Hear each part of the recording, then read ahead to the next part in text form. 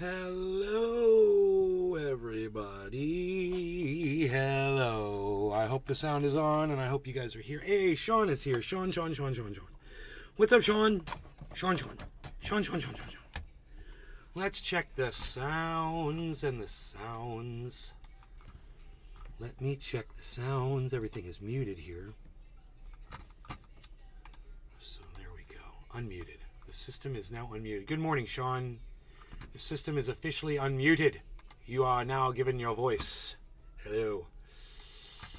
Good morning. Hello, everybody. How's it going?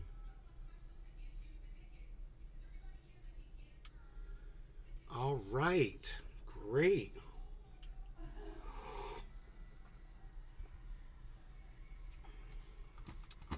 How are you guys? Good, I hope. Wave of confusion grows over DeSantis' new law giving himself power to run for president. Why is there confusion about that? He wants to stay governor and run for president. He passed a law that allowed it. I don't see the confusion.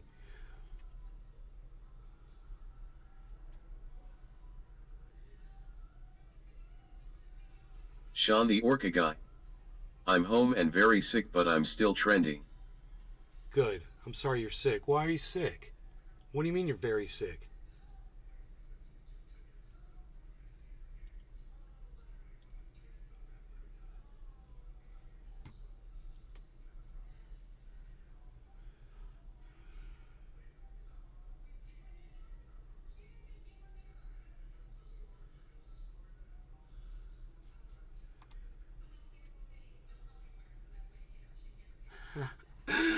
So Ron DeSantis is gearing up to be sued by Donald Trump for Kevin Vaught. for this. Hashtag NLRC. Cheers nay hashtag Ox Project. Good morning, bro.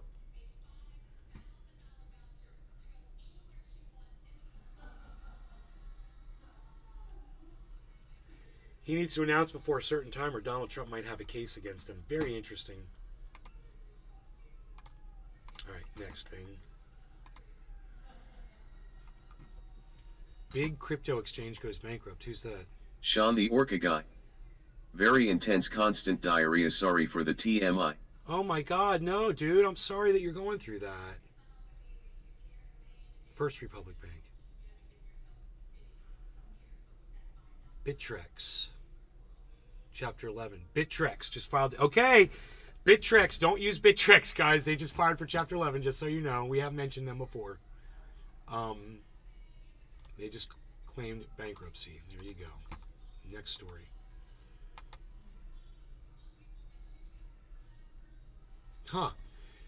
Megyn Kelly. People should hold their tongues about guns after Texas mass shooting. That should be interesting. We should Sean the sue Orca Megyn guy. Kelly. I'm lactose intolerant and something clobbered me. Ah, okay, right on. Kevin Vaught, not a bot. Kevin Vaught, what's up, buddy?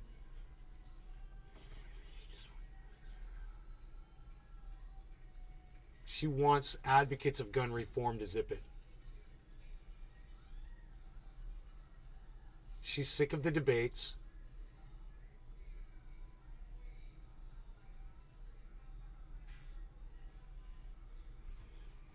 She talks about other solutions in all caps, besides taking our Second Amendment rights away from us.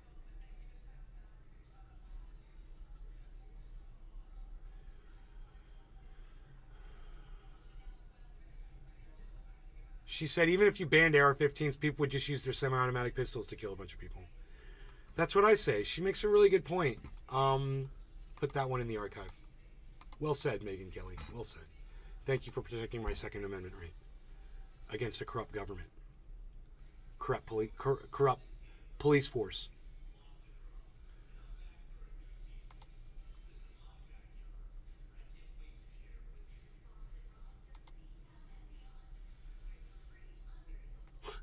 Is the LGB community divorcing themselves from the TQ community? Independent news. I'm not going to even read that shit. That's just stupid.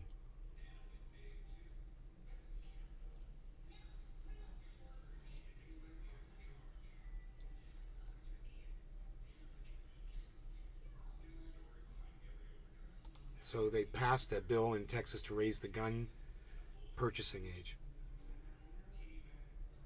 Sea levels continue to rise around the globe, including in Florida.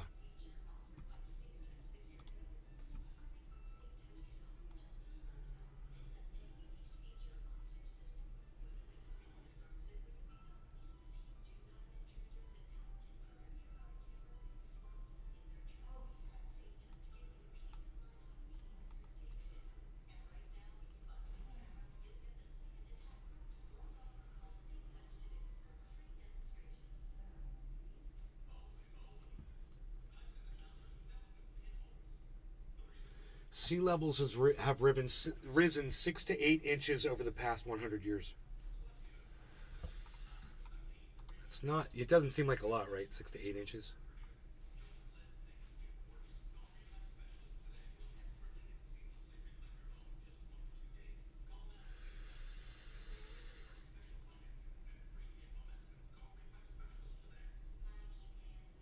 Well, we'll see what happens with sea level rise.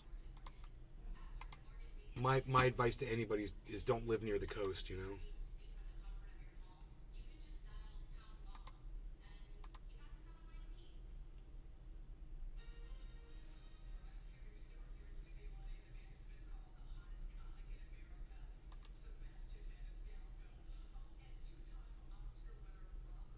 Bitcoin's BRC20 explosion sends users scrambling for options, including Lightning.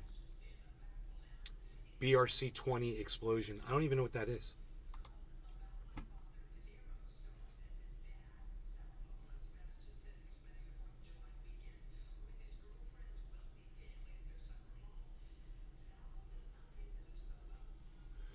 Bitcoin.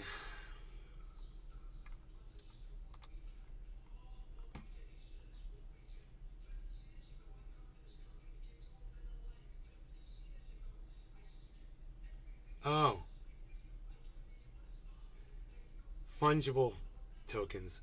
Oh, I don't get it. Whatever. I don't even want to read about this. This is so dumb. Late last year, Ordinals introduced inscriptions or arbitrary content like text or images that can be added to sequentially numbered Satoshis to create unique non-fungible tokens or NFTs. Ordinals is now also being used to mint BRC20s, which for all intents and purposes are fungible tokens.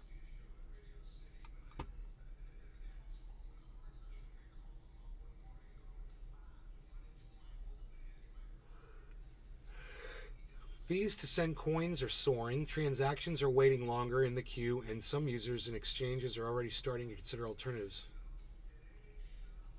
Lightning. People are complaining about the fees. I don't know who sets that. I don't know how that works. But that's fucked up. Next story.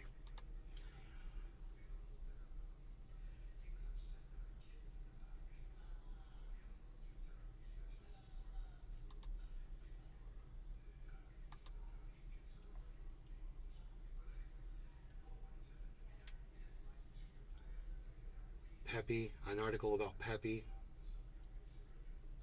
Pepe. There's an article about Pepe.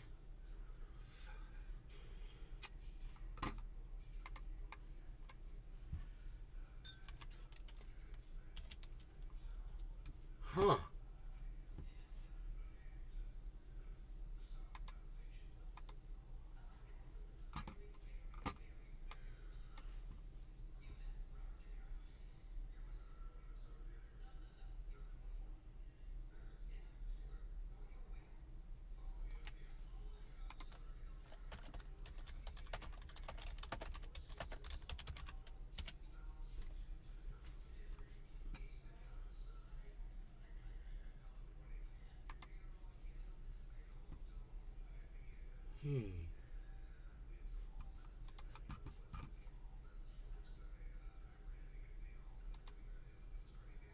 Joel Froggy. Notified.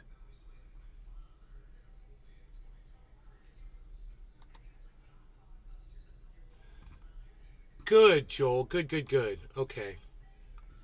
All right. Well, that was all the the current news stories on MSN. Let me look on CNN now. See if there's anything interesting over here. Bret Baier's reputation takes hit after texts reveal what he said in wake of 2020 election.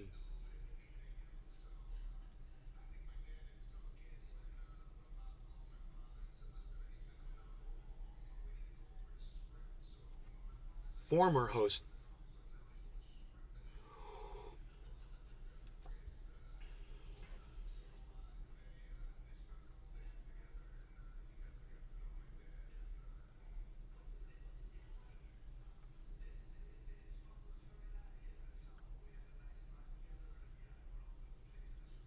press them to slow walk Nevada. Damn! Dude! This article's crazy, man, about Bret Baier. I thought he was actually one of the good ones over there. Nope. They got him. They got him in text messages with Tucker Carlson saying, let's slow walk the news of Biden winning in Nevada. We don't want Fox audiences to know that Trump has lost the election. Bret Baier. Just as bad as all the other ones. Wow. What a piece of human garbage. Let's slow walk that information. Wow, man. So if you watch Bret Baier on Fox News, understand he has throttled information to you for his own personal narrative. Just understand that. And that's disgusting.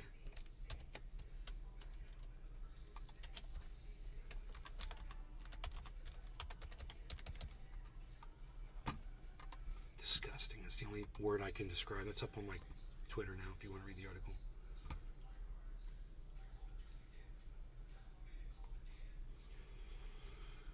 Okay, great. Next story.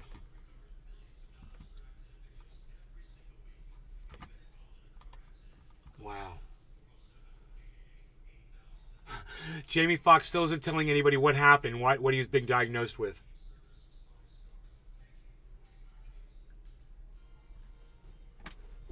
I wonder if he's got AIDS or something, something he's embarrassed about.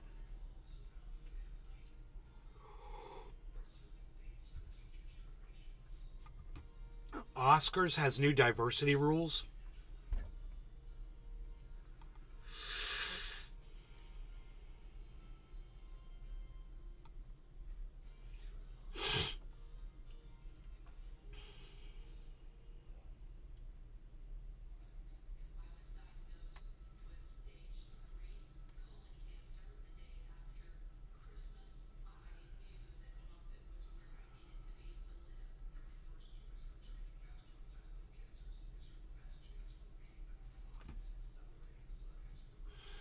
CNN team, missile lands 700 yards away from them.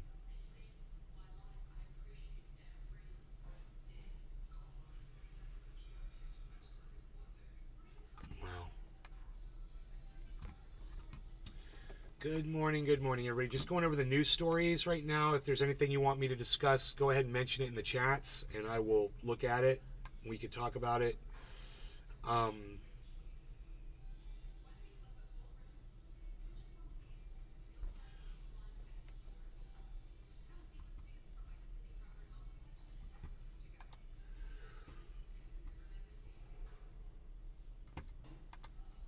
A Florida man has been charged after punching an Dude, which part of fucking mute don't you get, you fucking idiots over there at CNN? Are you kidding me? It's muted. Why am I hearing it? umpire last month at a high school baseball game.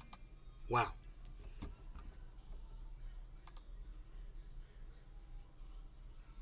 Gabriel Bassett. What do you think is happening?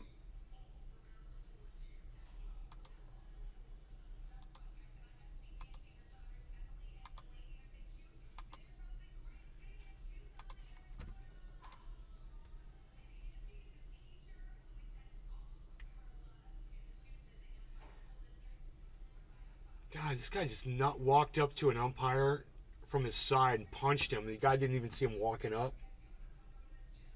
Punched him in the face and knocked him out.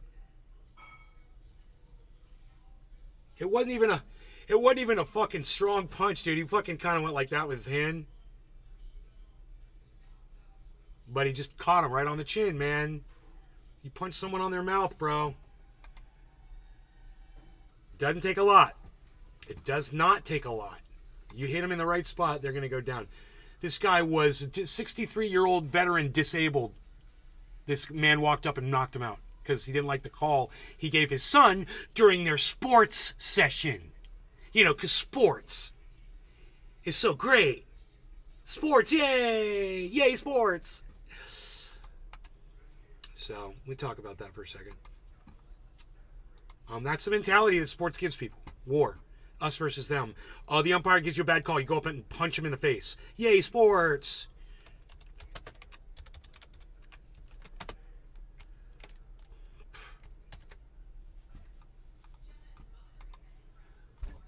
Fucking idiot.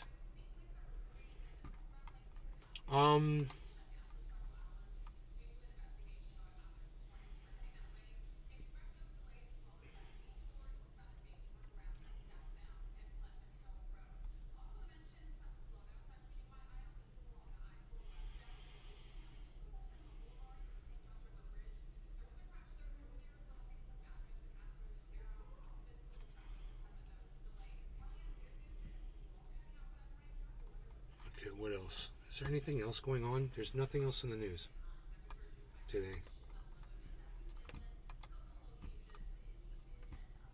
Bunch of killings.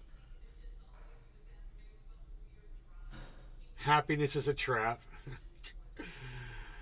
I'm getting Reverb advertisements on CNN now because I went to Reverb.com. Fucking A.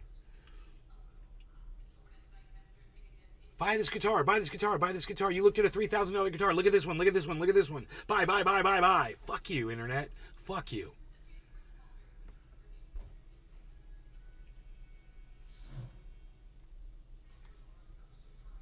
Fucking creepy ass shit.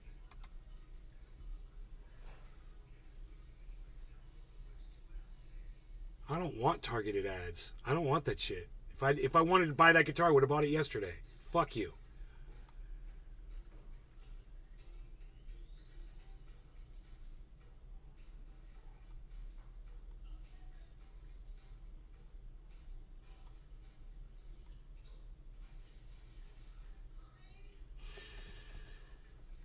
So this is all just bullshit. This is all the news is bullshit. Summer movie season is back and this year's lineup is packed.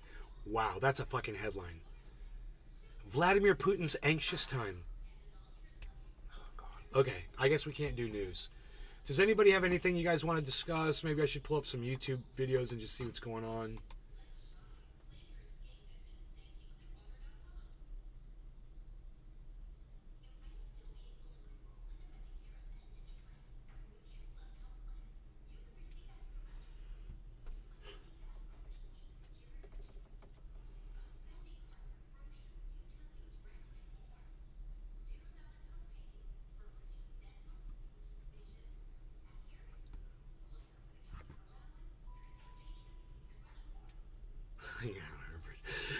Deckinver's hanging out under bridges.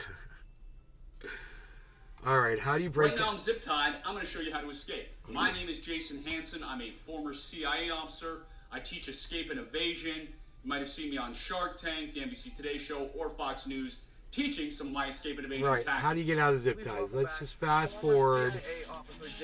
Fast forward it. Right here. That won't happen right now, but we will find out because I ain't doing another take. So hands above my head. Wow. Just like that.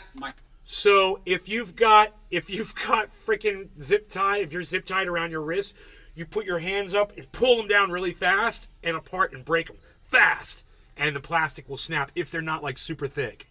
They've got thicker plastic that won't work on, but if it's just a zip tie, this guy shows a technique for breaking out of a freaking zip tie, man. I'll show it to you guys. I'll show you a video of him doing it. This is important information.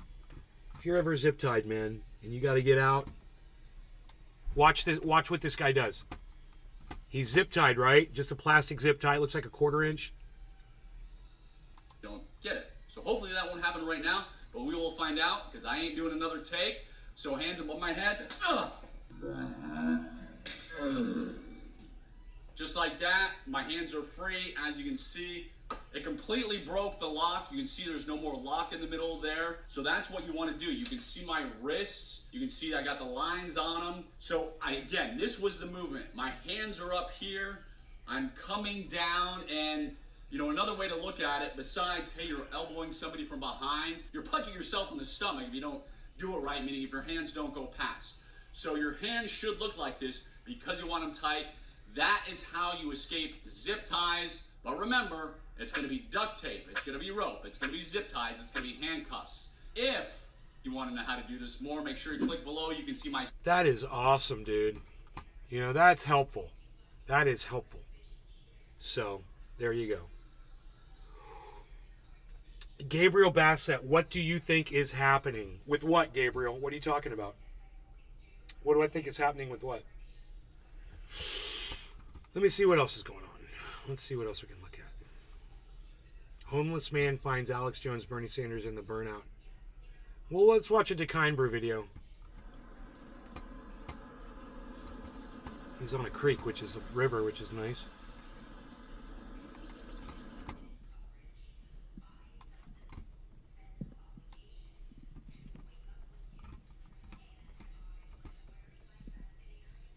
His audio is cut out there for a second. Looks like a deep, still waters run deep. Looks like a deep river, man. I don't know how deep that is. Still waters run deep. This is Decine Brew on YouTube.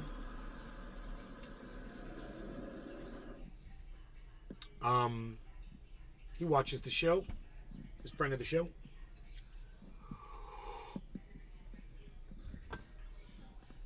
It's pretty, man. It's a pretty area he's in.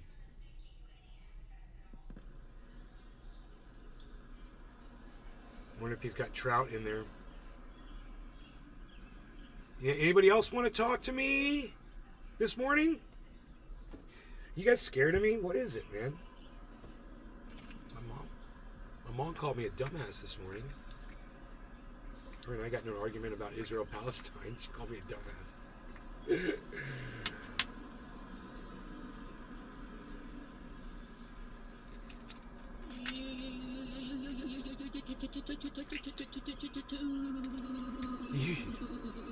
He's doing the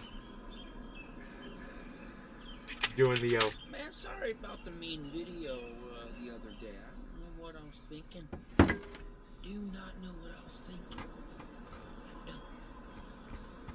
So I figured I'd make it up to you with the little river action, a nice video, a friendly video. Boy, the lens looks awfully dirty here. Give me a second, guys.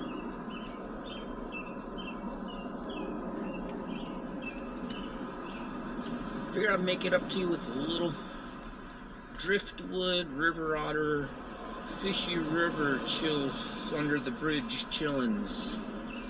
Huh?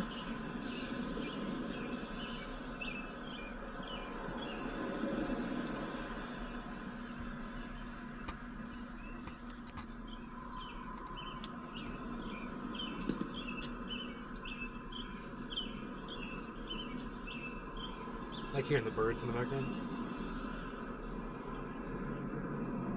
Alright, I'm ready to do a dab. I don't understand. All these people are watching the show. I got all these people here. Nobody's saying anything in any of the chats. You guys feel free to talk, man. Any of you? At all? You even want to say hello to me? Patrick John Welder. Hey, beat Morning, up. Nick. What's up, buddy? Here's one person. Thank you.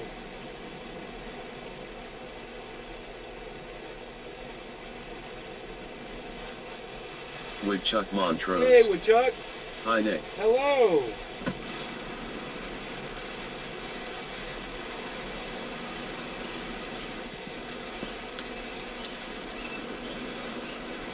Yeah, I figured I'd come down here and have a little look-see. Not a bad spot. I mean, you could go, you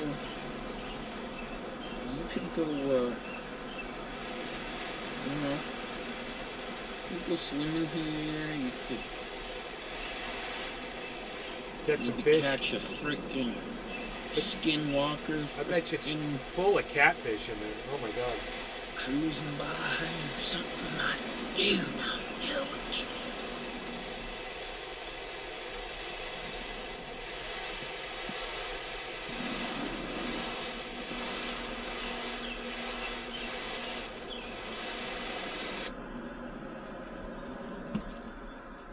Okay, let's check that time and check that orange.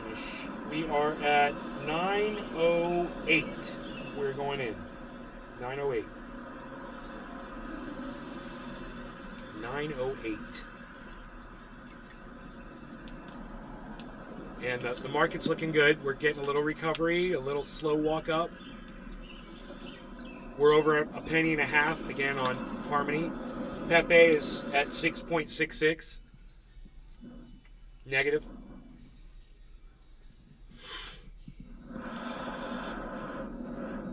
I'm looking forward to him getting into his impersonations. He's going to do some impersonations for us. So I'm looking forward to that in this video. But I like watching the water too, man. This is really cool. Remember, it's Dakine Brew on YouTube if you guys want to follow him. Give him some support. 10 seconds till smoky time if you guys are following along. If you're smoking along, love to hear from more of you besides Patrick and Woodchuck. So if you guys want to talk, feel free to say hello to me. Cheers, guys. No law regarding cannabis. Good eye, mate. Crikey, I just heard something, so I figured I'd flip on the camera real quick. It's the fucking burnout hunter here. I'm hearing something out of my... I guess it'd be my right side.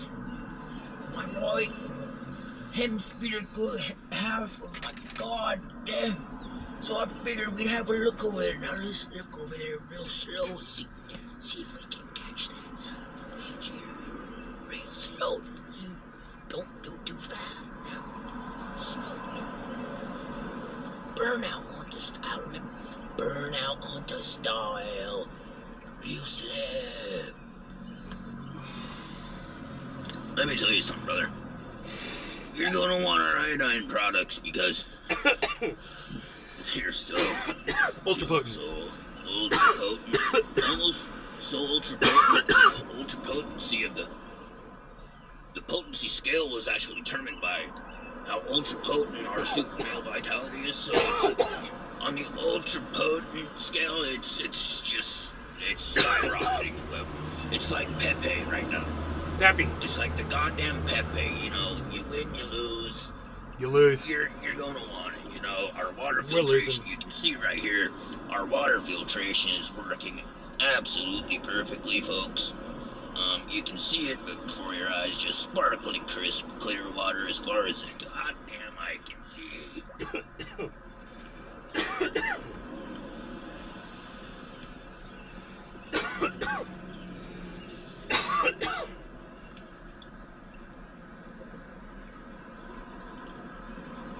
This is a perfectly built roof. Who did this? He's an architect. Whoever did that must be an architect. Art Vandelay.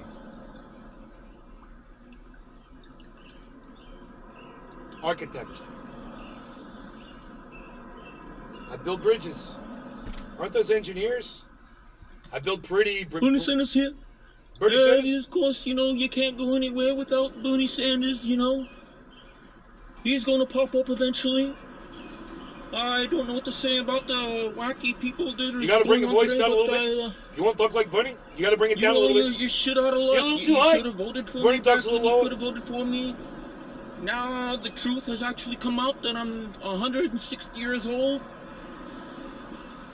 Like Trendy Nay, he's an old man. He's been here for a very, very long time.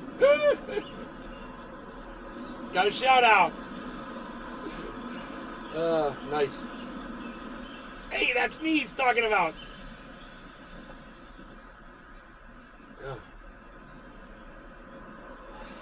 We're just a bunch of old school content creators, man. That's all we are. We're washed up has-beens. But you know, we're good people.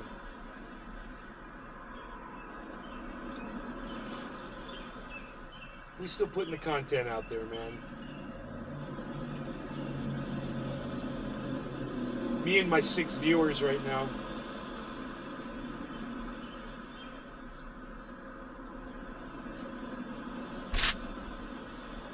Me and my 6 viewers.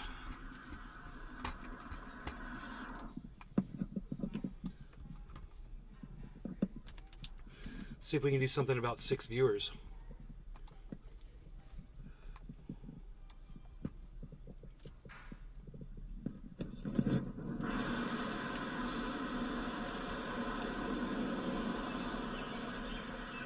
Yeah, y'all.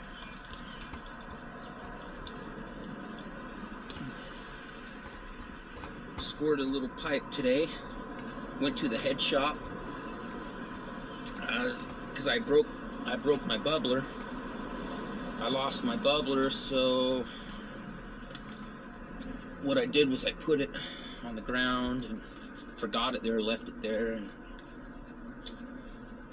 freaking car ran over my pipe. Whoa! Broke it clean in half. Oh! So I had to score another pipe today. That sucks.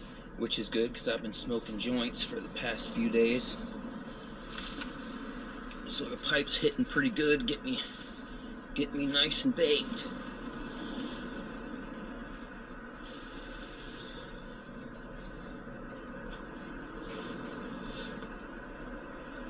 Look at that tag right behind him. That was actually a good-looking tag, man. That was funny.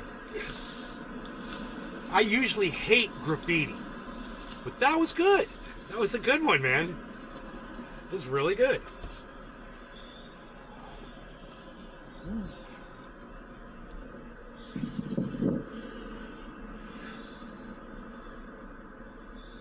You know, graffiti like that no one ever sees. It's not like out in the public eye where everyone has to look at it when they're driving by. That's cool, man. You put it where only a few people are going to see it and where they can really appreciate it. That's cool. Never man. leave home without it, folks. Under a bridge. Whoa. Quite a sack you got there, son. Never leave home without the marriage of Joan.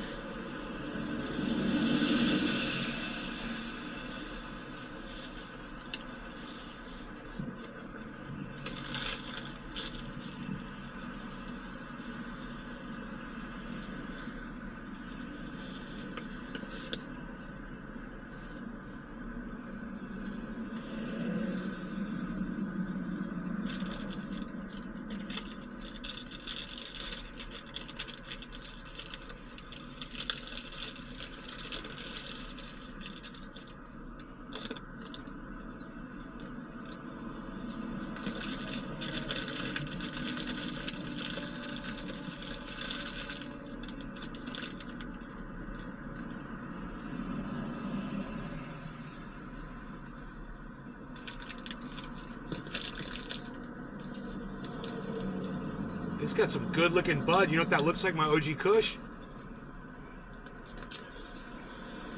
One love, peace. What, you're not gonna stay and smoke with us, Takine Brew? What? What? He's not gonna do a hit with us? Unreal. I waited all that time to do a hit with Takine. Who does that?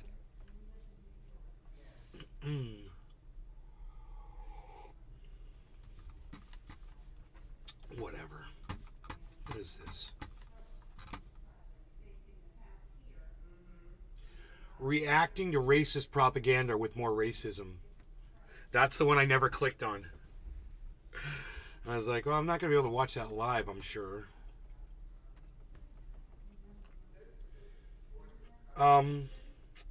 So I'm thinking OG Kush.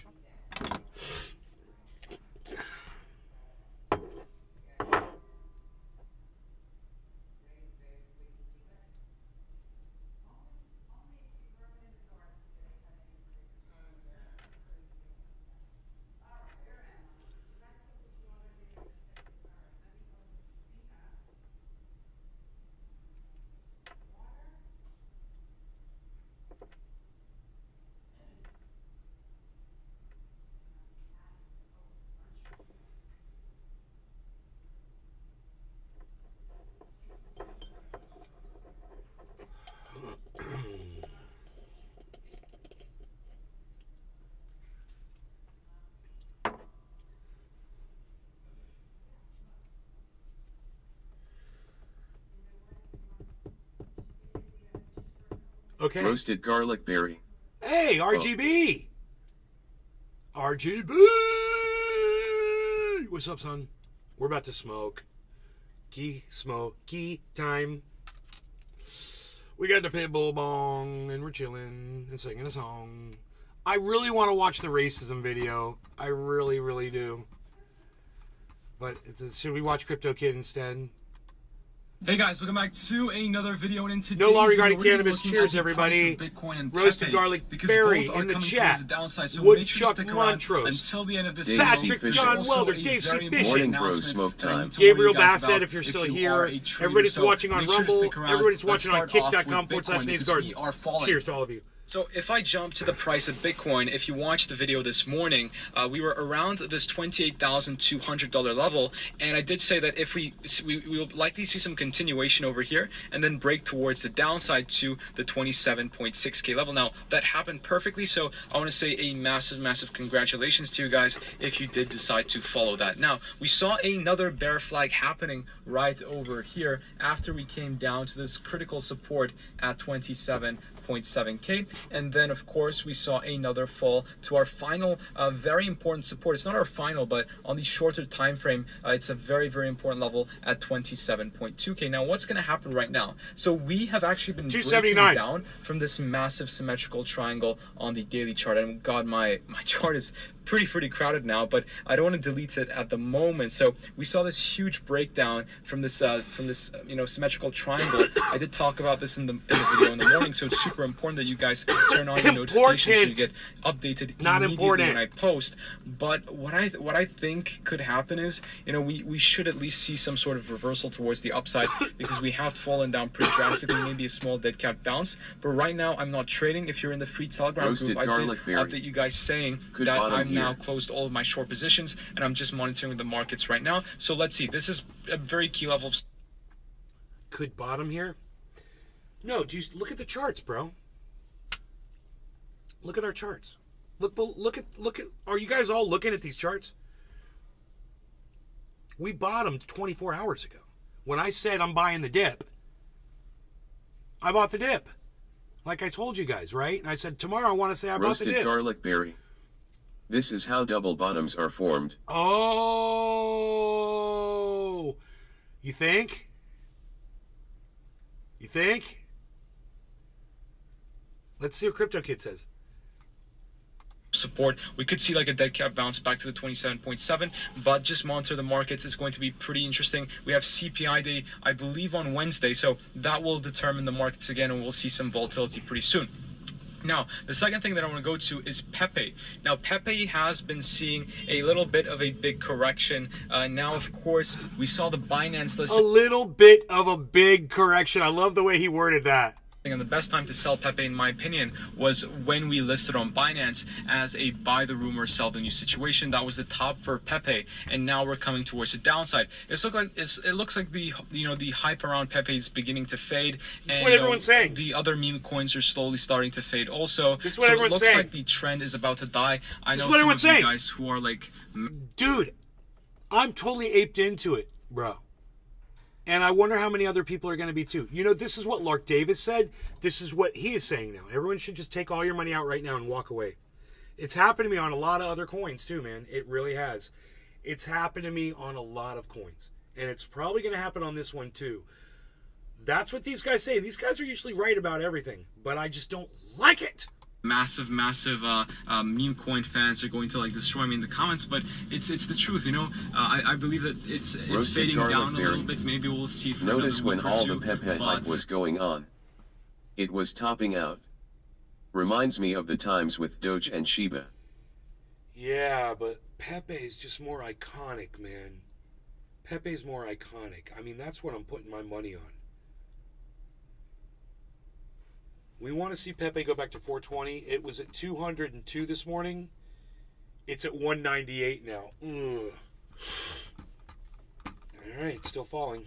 you know, the thing is, right, Bitcoin is always there. Bitcoin always exists. That's that why is why I'm a Bitcoin. When I said I wanted to buy the dip yesterday, I didn't just buy Pepe. I bought fucking Bitcoin and I bought Harmony, which Harmony's now going up to guy and not a meme coin person. It's almost about to hit the problem with the 1600. Bitcoin network, by the way, this was pretty big FUD. And you 1671 is the you high. can withdraw from Binance, which I talked about also. It was because mostly of the Bitcoin ordinals NFTs, they were clogging up the Bitcoin system, which is why the gas fees went skyrocketed pretty highly. So Not for this me. is why NFTs on Bitcoin doesn't I spent $18 buying Bitcoin yesterday. Two purchases. really work, and that's why we need stuff like Ethereum to have that. And Bitcoin is, your peer-to-peer payment solution. It shouldn't be meant for NFTs. So this is what I wanted to add. But the major announcement for traders is today's the day that Bybit is going to require mandatory KYC. And I know a lot of you actually don't like to do KYC, and there is an option right now at the moment. So don't be scared if you go into your Bybit account and you won't be able to do any of the financial services like trading, etc. It's because you will have to do KYC if you haven't done already. For the meantime, you can go to Bitflex. Actually, it's a pretty new exchange. I've been talking about it in my previous videos, and if you go to the description below, you can get actually up to a $2,000 bonus with no KYC at the moment, which is super nice. And it's very simple to use. It's very easy to use. I'll make a tutorial on it soon, and that's pretty much it. And guys, make sure to stay tuned because tomorrow I'll be uploading a video with DaVinci and the guys, and DaVinci is sharing some pretty interesting information about AI, which you probably haven't seen anywhere else. So do stick around for that. But guys, thanks so much for watching. Have a good night, and I'll see you all very soon. Did he stop saying age is only a number and 15 and so is the price of Bitcoin? Did he stop saying that? It makes him so much more tolerable, doesn't it? Kid's great, man. He's great.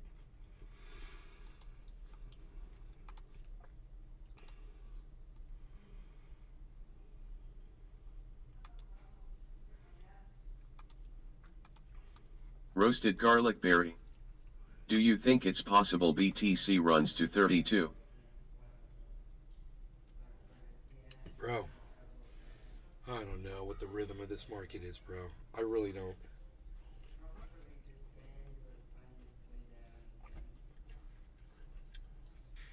I don't know, man. It's a good question. You mean hit 32 and then crash?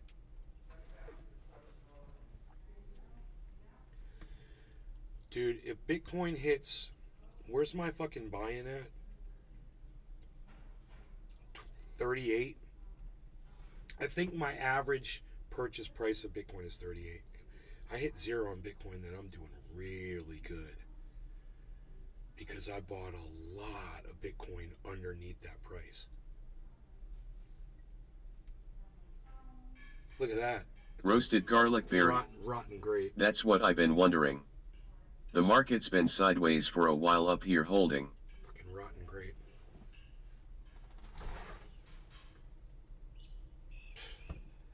Unreal.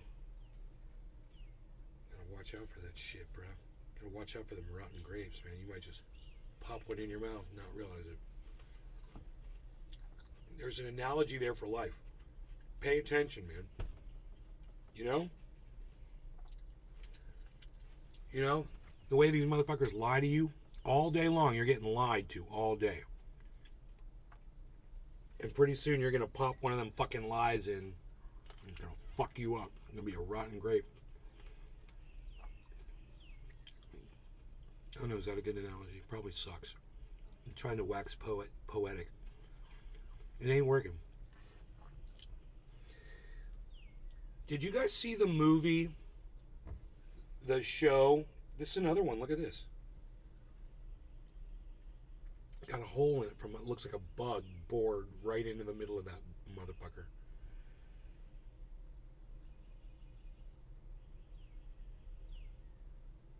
Fuck that shit. Unreal. I can't even throw. All right. Love you. Bye. Goodbye from the dumbass.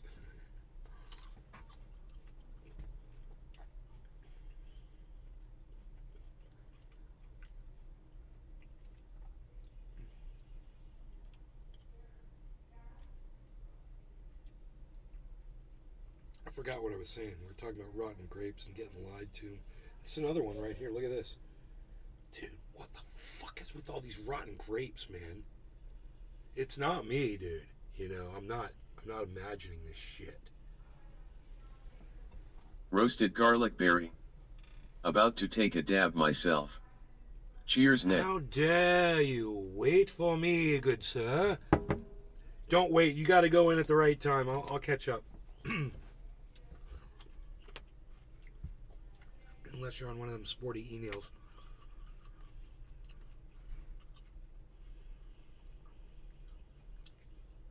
"11 hours ago, back to the science debunking video." Hello, and welcome to Back to the Science. Welcome. I'm Dr. Susan Oliver, and I'm a scientist. And Scientist. apologies to Cindy fans, but she's currently at my mother's place because I was at her 60th birthday Okay, party as long as last she's night. okay. But here's one of her toys, and I should have really thought of something clever to say about it and make it work in with the video. No. But I didn't. But No. anyway, if you stick to That's the weird. email, we'll show you some footage of what Cindy got up to during the week. But understand that scientists are a little quirky. It doesn't mean that she's a liar, okay? So this woman's entire involvement in the industry has been completely exposed. She never denies anything. She's totally in the industry. She's been in it her whole life. She researches. She does all that shit. She's a fucking scientist, and she's worked for the industry for fucking years. That's what her line of study was. She's an expert in this shit, right? And she comes off a little crazy, you know, kind of like a little quirky, you know, but listen to what she says. And you should go through, this is Back to the Science, you guys, on YouTube. And you should go through and watch her debunk all of Jimmy Dore's stupid guests. You know, and I'd love to see her debunking doctor, and I use that term extremely loosely. Dr. Lobotomy down here in Florida, Ladapo. Dr. Lobotomy, I refer to him as. He's made some untrue statements, and people like Kim Iverson and Jimmy Dore have parroted his bullshit. Now, if you spend any time on social media, you will have seen many examples of what has been dubbed as ghouling, which is when disgusting ghouls share news stories of young people who have died suddenly and try to suggest that the death was caused by you know what. Right. Without having any knowledge of the I should teach her that so she can refer to it instead of saying, you know what. Because you guys know what when I go, actual cause. algorithms, bro. In this video, Everyone, we're going to you go know, back to the science. it's bullshit that even a scientist that debunks lies has to watch how she refers to the on her channel now. Crazy, right? She usually just uses the word. The V word. And look at a new study from Australia, which shows that there is no link between vaccination and sudden cardiac death in young people. But first, let's have a quick look at what the ghouls are saying. So this is where I have to be careful because this is where the misinformation gets read out. So that's misinformation. Hello to the YouTube algorithms and everybody watching that might be reviewing this video. This is a woman that is debunking what is being said here. I'm agreeing with her. I'm also debunking what is being said here on my video. Don't give me a strike for misinformation because there might be some here. I'm not claiming this is... Anyway, I'll go through this. She goes on to talk about, oh, look, she's got a tinfoil hat on. Tick died suddenly Twitter account. And these are the same people who made the infamous Died Suddenly movie, which Cindy and I previously made a video about. Right, so if you saw that movie, Died Suddenly, you can go watch her debunk it. school teacher and mother of a 9-year-old boy has. Okay, so I have to pause that. And this is more misinformation. I'll show it, but I can't say it. I can't talk about this on my channel or I'll get a strike. And you guys can't talk about it in the chat or you'll get me a strike. So just so you know, we'll look at this, right? This is the lie that, you know, Dr. Lobotomy down here in Florida, hired by Ron DeSantis, is putting out there. And she's probably going to debunk this. I'd love for you to hear that. This is the softly approach. Just awful. Okay, so we can't read that out loud on my channel. She can, of course, read it out loud on her channel. And I've made a video about a dodgy paper that he published, which was wall-to-wall disinformation. Lies. The impression these ghouls and many others like them are trying to create is that young people have never died suddenly before. And so every death that has occurred since the vaccine rollout... So I can't even let her say that. But you understand what is being said. And I wonder if she gets into Dr. Lobotomy on this video. Or I wonder if Dr. Ladapo, and I wonder if we go through her channel, if we can find something on Ladapo. Hello, and welcome to Back to the Science. I'm Dr. Susan Oliver, and I'm a scientist. That's a pain in the ass. They've got some kind of a disclaimer there that I accidentally clicked on. I just want to find her channel. There it is. That was weird. And we'll just search her videos. Right here. And we'll type in Ladapo.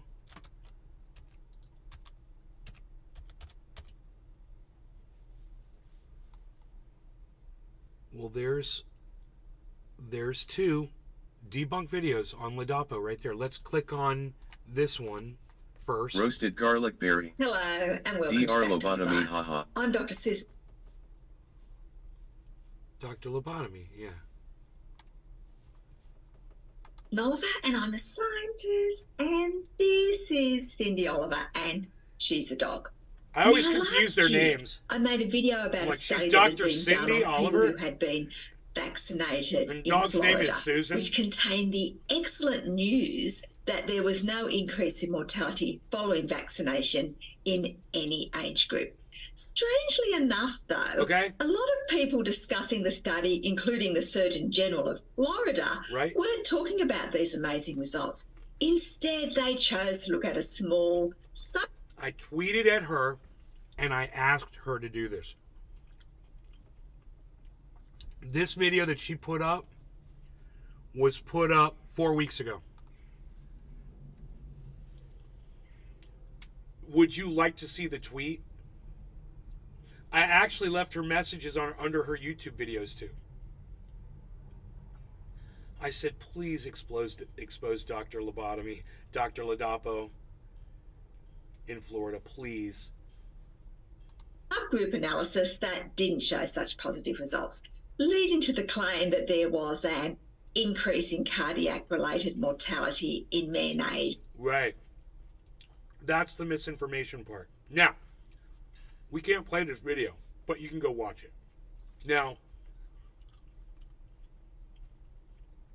if we all went over to Rumble, I could shut off the main YouTube channel. And I could risk this on my other YouTube channels, but I shouldn't. I should shut off all my YouTube channels. Everybody could come to Rumble and we could actually watch all of these fucking videos and talk about them and everything. Rumble, Kick, all that shit.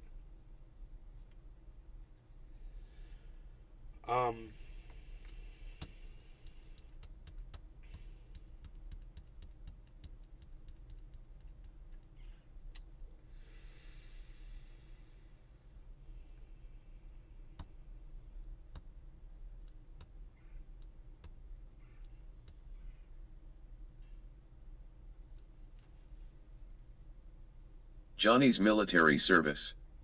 Can she be any more annoying? Yeah. Jason Holloway. Yeah, she could What's be. Rumble? She could be you. Let's watch some more of her. 18 to 39 following vaccination.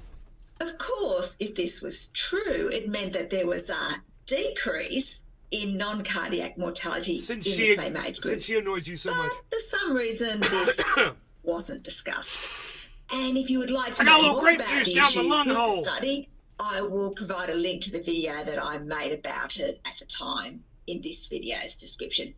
But in this video, we won't be talking about the flaws in the study. We will be talking about information that was deliberately removed from the study to support What's an Rumble? anti-vax agenda. What's Rumble? Rumble is rumble.com. Oh, well, here, let me just give you a link. That's my Rumble, bro. I'm rumbling. It's like YouTube, but it's free speech. You can say whatever you want on Rumble. We can watch movies on Rumble. They don't pursue copyright like YouTube does. You know? My mom's gone. I could play my guitar, which is cool. I could play something on my guitar. We'll play one song. We'll play one song. It'll be a fun song. Let's play a fun song. I know exactly what I'm going to play.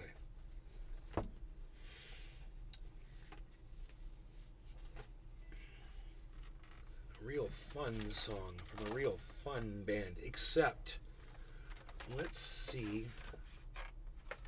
I'm going to move this camera over here, man. I'll move that camera right there. Move this right there.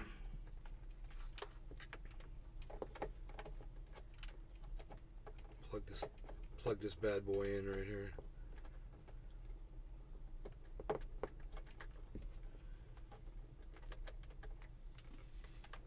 Do we have powers?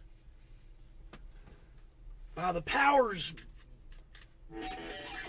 vested in me.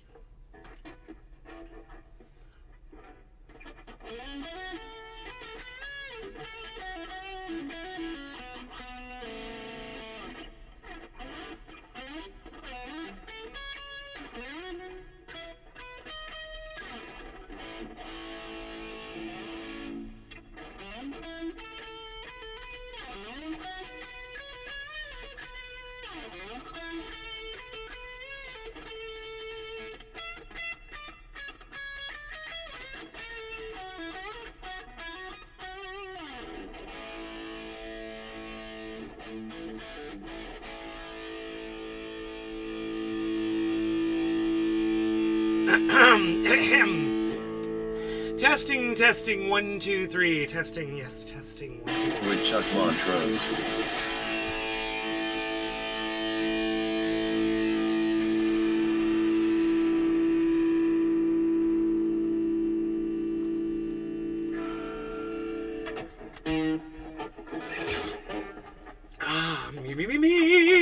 Me.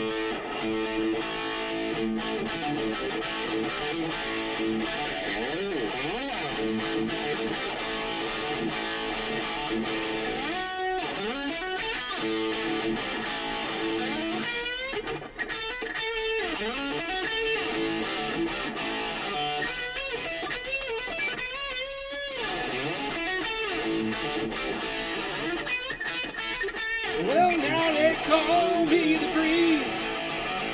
I keep rolling down the road. Well, now they call me the breeze. I keep rolling down the road.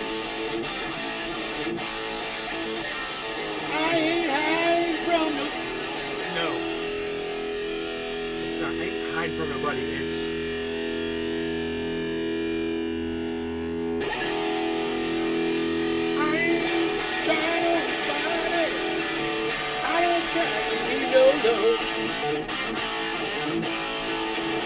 There ain't no change in the weather, ain't no changes in me. There ain't no change in the weather, ain't no changes in me. I ain't hiding from nobody, nobody's hiding from me. Oh, ain't that the way it's supposed to be?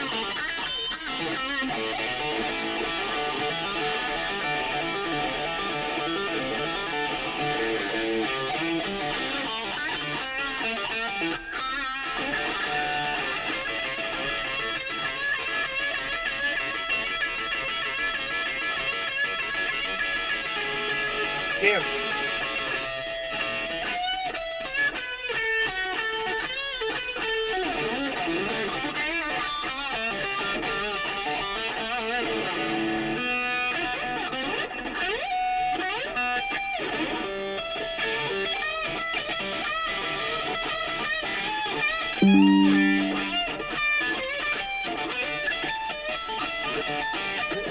damn.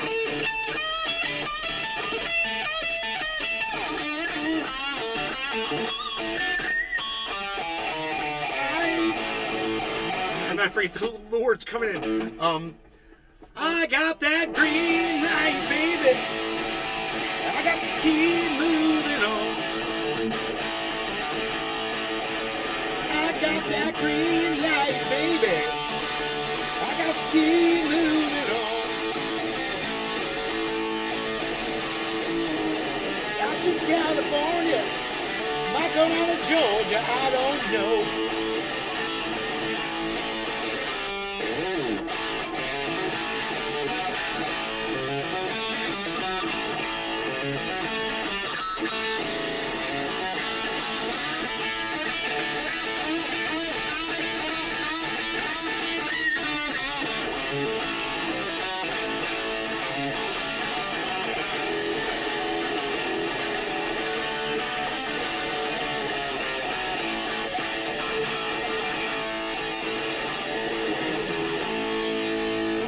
Oh, well, they call me the breeze. I keep rolling down the road. Well, now they call me the breeze. I keep rolling down the road. I ain't hiding from nobody. I don't care if you know.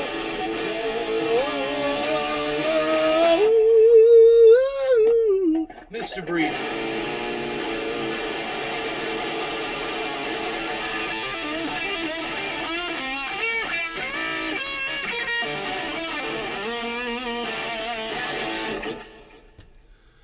All right, there we go. Had to get that out of me. Okay. Just do one song at a time. Jason Holloway. Awesome dude. Thank you, brother. Because, you know, I've got arthritis. But I've also got trendy triage oil here. Trendy AF. Trendy AF. Put it right where the pain is. Right where the pain is. All right, so I want to watch more as Dr. Susan Oliver later. I definitely want to hear what she has to say about LaDaPa. The problem is, LaDaPa says such lies. I'm not allowed to play that on my, well, look, I'm like Ben Shapiro because I've got like 2 different camera angles, and then like I could turn off the other camera angle like this and leave this one like right here, and then I'm like totally like Johnny's military service. I always AE with you when it comes to guitar playing. look at me. I'm like Ben Shapiro because look, I've got like 2 camera angles, Bonsai and I've got house. this other camera angle. Morning. And my other camera angle is like this, and I could just talk like this, and I could tell you that I'm a lawyer, and that I'm very, very smart, because I'm Ben Shapiro, and I wear yarmulke, because there's a God, and I know that there's a God, and that makes me smarter than you, because I went to Harvard, and I went to other colleges and schools, and I've got a law degree, so I'm like really smart, and I know that more, I'm spitting up on myself. More African Americans kill African Americans than police do, and I know that's a fact. Well, let me tell you something, Ben. Facts don't care about your feelings. So it doesn't matter that you think that more African Americans kill African Americans than police do. There's still a problem of police killing African Americans, Ben. And that fact doesn't care about your feelings, does it, mister? The camera's here, Ben. Okay, the camera's right here, Ben. Look at the fucking camera, Ben. Fucking idiot. God, I hate that shit. Do you guys like that? Boom, boom. Hey, oh, Billy, you got here just in time for my Ben Shapiro, man. Did you like that? I didn't even know you were here, man. Awesome. I'm all charged up now. I'm a hard charger. God damn it, that reminds me. Fuck.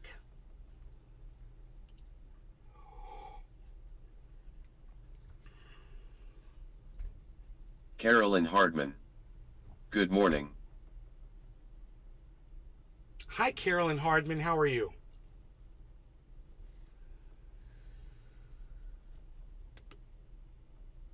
Carolyn Hardman. In fired up this M2 LOL.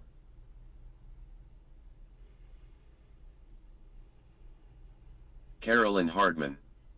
I am eat, how are you?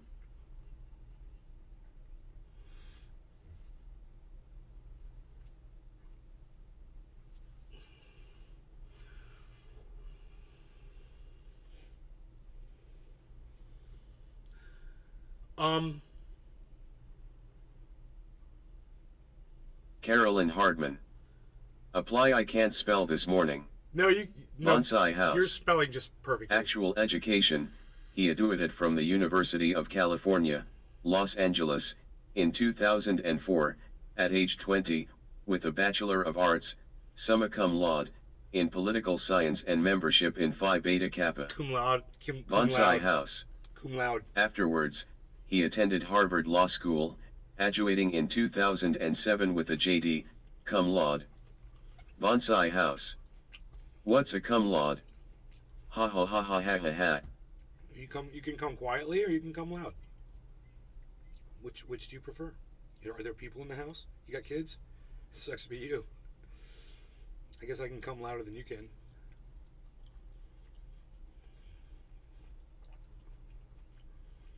This is my question. Dabs for days. War pigs.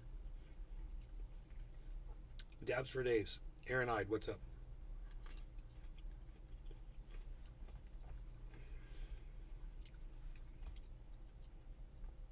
So, this has meaning when that goes to 59 and that becomes 420. Newfoundland, time to smoky time. Man, I think I smoked too much. No. I think I smoked just enough. Actually, I think I smoked just enough. Let's smoke some more. Every human intakes exactly how much THC they require. Okay, here we go. Look at this. Looking at you and shutting it down. What else we got? We Carolyn Hardman. We can't talk about misinformation. No, never enough. I told you guys to come over to Rumble and none of you did, so we're not going to do that. All right. We're going to do this. Why intellectuals are mostly left-handed. Oh, why they're left. Oh, I got you. It's interesting. 4 years ago. Whatever, dude. Yeah, intellectuals are lefties. Johnny's military service. Let's take people's speech away from them. I just find it strange how Shapiro embraces the faith. I've got a yarmulke on, so I have faith in a God that's above me, and you might believe in Jesus Christ, but I don't believe in Jesus Christ because I'm Jewish and I'm better than you. Because Judaism is older than Christianity, and I went to college, and I studied that, and I know that that's a fact. So we've been around for 5,000 years, and you've only been around for not 5,000 years.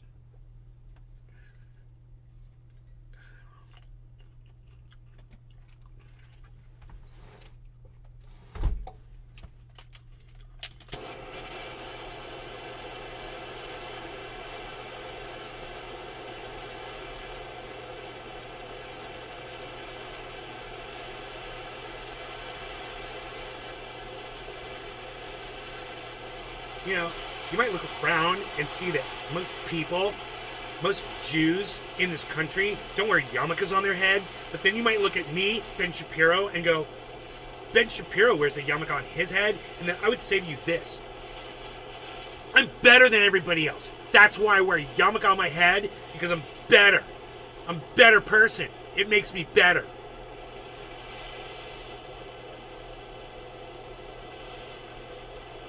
He really believes that, I bet, that he's better because he does that.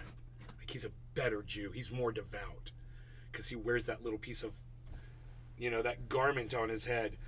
Okay, 53, I'm in. Bonsai House. At 53. Hilarious how people say they're smart, then they go to temple and LARP. I rolled a 7 out of 20, LARP. so I'm going to Magic Pixie Land. He's a LARP, I know. He's a LARPer. Wait, no, this goes toward me here. This goes toward me here. Hey, looking at you, looking at this kiddo. That's what's going on. Isn't it? Yes, that is what is going on here. We're doing that. That is what we're doing. That is why we're doing it. Michael Saylor's on frickin', oh, jeez Louise. Mental organizations. He's got fucking Valuetainment has Michael Saylor on. Taxes, Fuck you, they funnel the Valuetainment. taxes into Thank the you for police having state and Michael the control Saylor on. state. And pretty soon, it's illegal to bake bread. It's illegal to row up a river. No it's law illegal regarding to cross cannabis. the river. It's, you know, if you have Cheers, land, everybody. you have to pay tax. If you paid tax, it has to double. If, you know, the taxes were used, it used to be we paid tax to pay ministers to preach religious beliefs that you disagreed with. And if you, you know, if you actually laughed or kissed your wife on a Sunday, they whipped you. You know, and fined you and seized your property because you were disrespectful to the Almighty Lord. And I'd like to say it was unique and a one-time thing, but it wasn't. It's kind of the history of humanity. So it's going on today. It's reprehensible, and you can't see politicians that will articulate that message that the people cannot be trusted and the government needs to control everything. Luckily, we're in Florida, where we have a number of politicians that believe differently. I'm hopeful that we'll see a backlash to the control tendencies in the political sphere that have manifested themselves over the past few years. And CBDC is just one of those touchstones. It's not the only one. It won't be the last one. It wasn't the first one. So, you know, there's an article that just came out a couple days ago, May 3rd, saying Michael Saylor, I don't know if you know that guy or not, pretty big deal of a guy. We like him a lot. Michael Saylor says banking crisis is driving Bitcoin adoption. This is Coin Edition story. And in the story, you're talking about, you know, you talked about this briefly earlier as well. MicroStrategy, Microsoft believes that the fiat and banking crisis is driving the adoption of Bitcoin, stating that Bitcoin adoption is being driven by the progressive global loss of confidence in fiat currency, conventional banking, Double yellow markers on Harmony assets. 1. Bitcoin's recent rally has led to a significant reduction in 1585, MicroStrategy's guys. BTC 1586. impairment loss, allowing the firm to strengthen its capital structure. Saylor indicated that MicroStrategy will continue to accumulate Bitcoins as investors' confidence in fiat continues to erode, stating that the real key with Bitcoin is just to be able to hold on to it and stomach the volatility. Just to be able to hold on to and stomach the volatility, which, by the way, very, very hard to do. Just earlier, we read an article by Warren Buffett that they asked him what's the key to success. He says it's making one great decision every 5 years. They were showing his 3.4 million % return in the last 50 years, and he says that's a byproduct of us making 12 great decisions to make what we've done today. It's hard to kind of make a decision and stick to it during good and bad times. Reason why I ask this question is the following. 1588. Gold, on the other hand. You know, there were certain markers you looked at. Hey, inflation is up. You know, hey, interest rates are going up. Hey, we're printing money. Hey, they're printing more money. Hey, they're sending more money out. Gold would typically, there would be a reaction to it, right? Now, that is more of a reaction towards crypto and Bitcoin, where it's no longer the reaction towards gold. Why do you think that's happened to gold? I think gold's getting demonetized by Bitcoin right now. If you look at the past 3 years, since MicroStrategy bought $250 million worth of Bitcoin in August of 2020, since that time, Bitcoin's up about 140%. The S&P's up about 20%. NASDAQ's up 10%. Gold's up 1%. Silver's down about 8%. Bonds are down 18%. Conclusion? Right, if you buy debt, government debt, you're going to be bankrupt. That's why those banks are going bankrupt. All the banks had debt. When the interest rates went through the roof, the debt traded down, and they all were technically insolvent. The problem with gold is, first of all, if I bought $250 million worth of gold, I can't carry it around in my pocket. I can't take self-custody of it. I can't move it anywhere. I can't transfer it to a counterparty. And so that means I have to put it in a bank. There's only a handful of banks in the world that custody it. And the banks rehypothecate the gold. So that means that if you wanted to sell $250 million of gold, the bank will sell your gold. If you want to buy it, they'll sell you paper, and the paper gold isn't backed by the actual gold. So you have fractional reserve banking of gold, right? You don't want to own an asset where the bank can sell 100x more of that asset than they own. That the whole problem with fiat currency, right? If you look at the history of banking, it was, goldsmiths. Goldsmiths have gold when gold was money, and they give you a note. So you give me $1 million of I've gold, never they give caught you $1 million Valuetainment note, you live trade the before. notes back and forth. This That's is a your live paper money. broadcast. That works fine as long as it's 1-to-1. But then the guy that's the goldsmith 10,000 says, people watching. holy crap, I actually can give him $1 million note, and he thinks that I've got $1 million of gold backing it, and now there's $2 million in the system. And then I give him $1 million, and now there's $3 million in the system. Now there's 3 times as much money. There's 1 stack of gold worth $1 million. Prices go through the roof. That's inflation. And eventually, you come back and you try to redeem your paper for the stack. I give you your gold back, and you try to redeem, and the gold's gone, and you try to redeem, and the gold's gone. Okay, I'm bankrupt. Oops. Okay, so when did this idea of over-issuing paper money start? Didn't start, when Nixon defaulted on the gold standard, he wasn't the first, he was just the most famous, right? People have been defaulting 36-cent Cardano paper money probably for thousands of years. And Nixon just made it official. 13.4 pennies. Yeah, so the issue is, if gold is money and it goes into a bank, the bankers issue 10x more paper than there is gold. You have inflation. Eventually, right, when the French tried to redeem their paper dollars for gold, the U.S. basically closed the gold window. We defaulted on that obligation, and we started a cycle of inflation from 1971 on that's been running 50 years.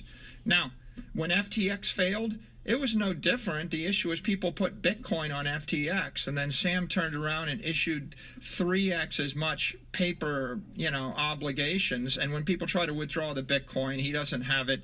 He fails. When Silicon Valley Bank failed, or when any of these other bank fails, they had a certain amount of money, and then they turned around and they invested it. And their investment was in government securities. The securities traded down. Now they were insolvent. When people try to withdraw their money, they don't actually have the money to pay them off. The banks fail. So when you look at this banking crisis, what's going on? What you've got is a bunch of banks everywhere in the world that have shaky assets, right? What's really shaky? Well, if you actually hold Argentine pesos or Nigerian naira, and then you triple the supply of them every year, the value goes to zero, right? If that's your currency base or your asset base, you're going to be insolvent. When people put $10 billion into a bank backed by pesos, the peso goes to zero. The bank turns around and reloans out $20 billion. Now there's $30 billion circulating on $10 billion in the bank. When you try to withdraw the money, the bank collapses, the entire economy collapses. That's going on everywhere in the world. It's much worse in Lebanon or Nigeria or in Argentina than it is in the U.S. It's bad in the U.S., but it's cracking on the seams with, First Republic Bank and Silicon Valley Bank and Signature Bank and the like. But what do you conclude if you're an individual? If you're just if you're a company, or if you're a family, or if you're an individual and you live in Zimbabwe, what would you do? Well, you're not going to buy gold and put it in the bank. The bank's just going to seize your gold. You're not even going to buy dollars and put it in the bank. The bank is going to seize your dollars. You're not going to buy local Zimbabwe dollars. They're going to zero as you stare at them. They're going to lose 10% of their value a month. Right, they're just melting in your hand. So you got to buy something you can custody. So before Bitcoin, you would have bought bars of soap, crates of toilet paper. You would have bought motorcycles. You would have bought a Humvee. You would have bought barrels of oil. You would have bought anything. You would have bought food. You would have bought bullets. You would have bought guns. Anything tangible that you can self-custody, you would have held. Now, after Bitcoin, you now have, for the first time in human history, the ability to buy not a barrel of oil, but $80 worth of Bitcoin, and you put it on your phone. And now you can go through an airport with the Bitcoin. You can't go through the airport with a barrel of oil, right? And you don't. What's the big difference? The difference between gold and Bitcoin, and the reason Bitcoin is up 140% and gold is up 1%, is the middle class family can custody their own Bitcoin, and a wealthy person can either hold $10 million of Bitcoin in self-custody, or if I live in Africa, I can move the $10 million of Bitcoin to Monaco, Singapore, London, Paris, New York, or Miami Beach. And that is not an option you have with your gold. It's not an option you have with your dollars. When you're an Argentine citizen and you actually call up the bank and say, hey, move my $1 million out of Argentina and send it to Switzerland, they're like, not so fast. No, they have capital controls. They have banking controls. The people in Lebanon with millions of dollars in Lebanese banks, they wanted to get their money out of Lebanon. It was like, well, sorry, your funds are frozen. Why? Because the bank never had the $1 million. As soon as you put the $1 million in the bank in Lebanon, they turned around and loaned it to the government. It's gone. The government spent the $1 million. You try to get the money out. The bank closes its doors. Right? Is that illegal? House. No, because the guy that runs the government passed a law declaring a bank holiday. He does that all the time. With a barrel of oil. We can't allow you to redeem your dollars. So, the bottom line is, if you're trying to use money that requires banks, you can't trust the banks. Right? Johnny's you certainly military can't trust service. the banks in Africa, so in you South have the America, ability to and most of self-custody Asia. nothing. It used to be Americans thought they could trust American banks. Now they're realizing that they can't trust American banks. So the first order impact of the banking crisis is people think, well, maybe the money I had in the bank's going away, and so I ought to put it in a bank in cyberspace that isn't controlled by the government or by the bankers, and that's Bitcoin. The second order impact is the solution to the banking crisis is print more dollars. And if you print more dollars, the actual monetary inflation rate goes 10%, 15%, 20%. So you think, why do you think those bonds crashed? Because they're actually claims on dollars. Do you really want to hold $1 billion of Zimbabwe dollars? What if I offered you 10 billion Zimbabwe dollars? I mean, the answer is it's going to a nickel. Okay, so if the paper currency keeps crashing, then you can't own anything that's currency related. You can't own a currency derivative. You need to own something that politicians can't print more of. Okay, well, that's oil, that's land, but the problem is, try hauling 100,000 barrels Patrick of John oil Welder. from where you are. I don't have most of my money in a bank, but is Uphold and Coinbase safer. I'll give you $1 billion of land in Central Africa, and then someone takes over with machine guns and declares that everyone with large amounts of land now loses it. That happened in Zimbabwe. You're going to pick up the land on your back and carry it to France? So it's simple. If people lose faith in the banks, they lose faith in the currency. When they lose faith in the currency, they lose faith in the government. When you lose faith in the bank, the currency, and the government, and someone says, what can you trust? The answer is you can trust Bitcoin because you can custody your own asset, you can run your own node. And at the end of the day, even if the Chinese want to shut it down, they can't. If the Russians want to shut it down, they can't. If any nation state wants to shut it down, they can't. If the U.S. wanted to shut it down, they can't. And so everybody wants something that they can trust that is beyond the reach of a corrupt politician, a corrupt corporate executive, or they don't have to be corrupt. They can just be well-meaning, trying to do the right thing. My money is in garden equipment. I keep it in a satchel. And meddling with your economic life. If there's ever been a time for you to make that argument and make it aggressively and scream it off at the top of your lungs, is right now, especially the fact that 3 out of the 4 largest banks that ever gone out of business in the history of America were done in the last 90 days. You got WAMU was the biggest, which was September of 2008, $307 billion. First Republic was $212 billion. That was May 1st. Silicon Valley Bank, March 10th, $209 billion. Signature Bank, March 12th, $110 billion. And the next one, closest one to it, is IndyMac. If you remember, IndyMac was only a $31 billion company back then in 08. So someone may be listening to this and say, oh my God, man, this guy's right. Maybe I ought to start moving my money out of my bank as soon as possible. And, Jamie Dimon, I know these guys are trying to get people not to take their money out of the bank and have too many bank runs, because if they do that, and some are taking their money out of their bank and putting it in the money market, is Michael saying take my money out and put it in Bitcoin, or are you saying maybe take it and put it in a bigger bank? I'm a little concerned, Michael. You sound smarter than me. What should I do? The average person's thinking that right now. So are you saying that these 3 out of 4 largest banks that went out of business that happened in the last 90 days, there's more to come and things are going to get uglier than what it's been last 90 days? Or are you just saying the fact that if you keep your money in the bank, at any point they can make that decision and control your money? I'm saying that money is a store of value, and there are multiple monies, and they're not created equal. So let me give you the world's worst money. The worst money in the world is like Argentine pesos or Venezuelan bolivars or Zimbabwe dollars or Nigerian naira. Weak money. The official inflation rate in Argentina is 105%. But that's the official rate, which is that understates it. The actual inflation rate would be higher. And if the inflation rate is running 100%, that means your money is losing half of its value every 12 months.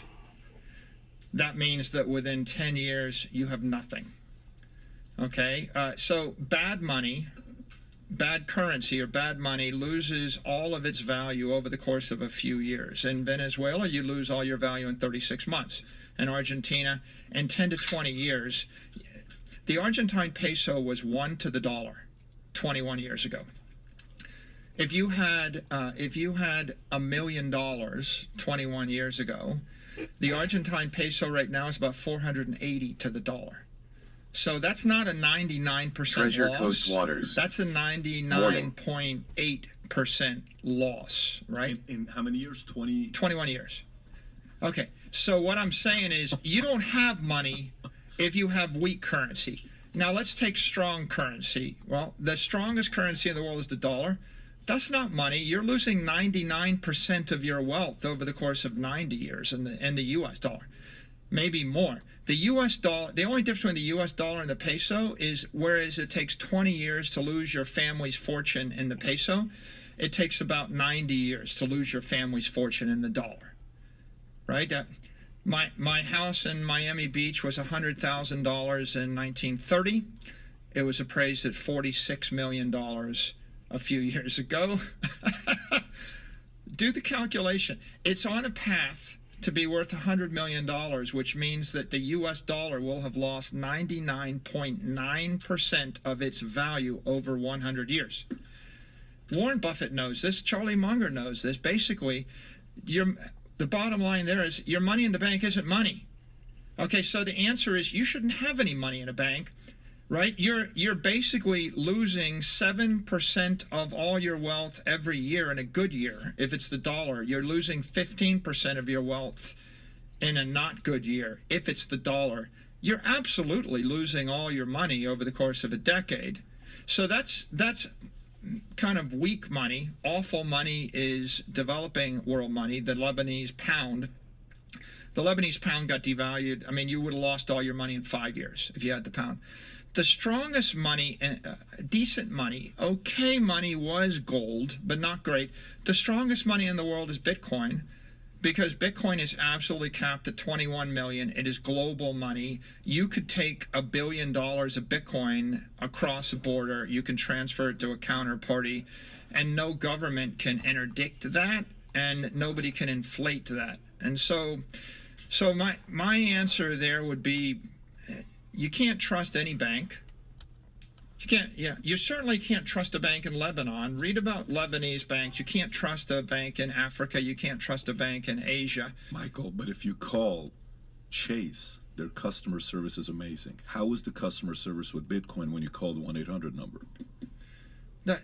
There's nobody to call working at the bank of Bitcoin to steal your money. Right? Thanks for calling Bitcoin. This is John Doe calling. I can't do nothing for you. You got to make the decision yourself. But I just want to say hi to you. But, Bitcoin is a bank in cyberspace run by incorruptible software. It's going to keep your money. If you are incompetent, then you're going to suffer the consequences. But Let's think about what banking executives in the U.S. do. The U.S. banking system is the best in the world. Here's what they do. You put $100 billion into the bank. They have the deposits. They turn around. The Federal Reserve interest rate, short-term rate, was 0. And these guys went and invested $100 billion of those deposits in mid-dated, long-dated sovereign debt that was yielding 1.8% interest. The Federal Reserve took the interest. By the way, would you loan me money for 30 years at 3% interest rate? Like, can you imagine that? If the inflation rate was 8 or 10%, would you loan money out at 3% interest rate for the rest of your life? Not in a million years. Okay, that's what the banking executives in the U.S. did. At the point when the you talk about Silicon Valley Bank.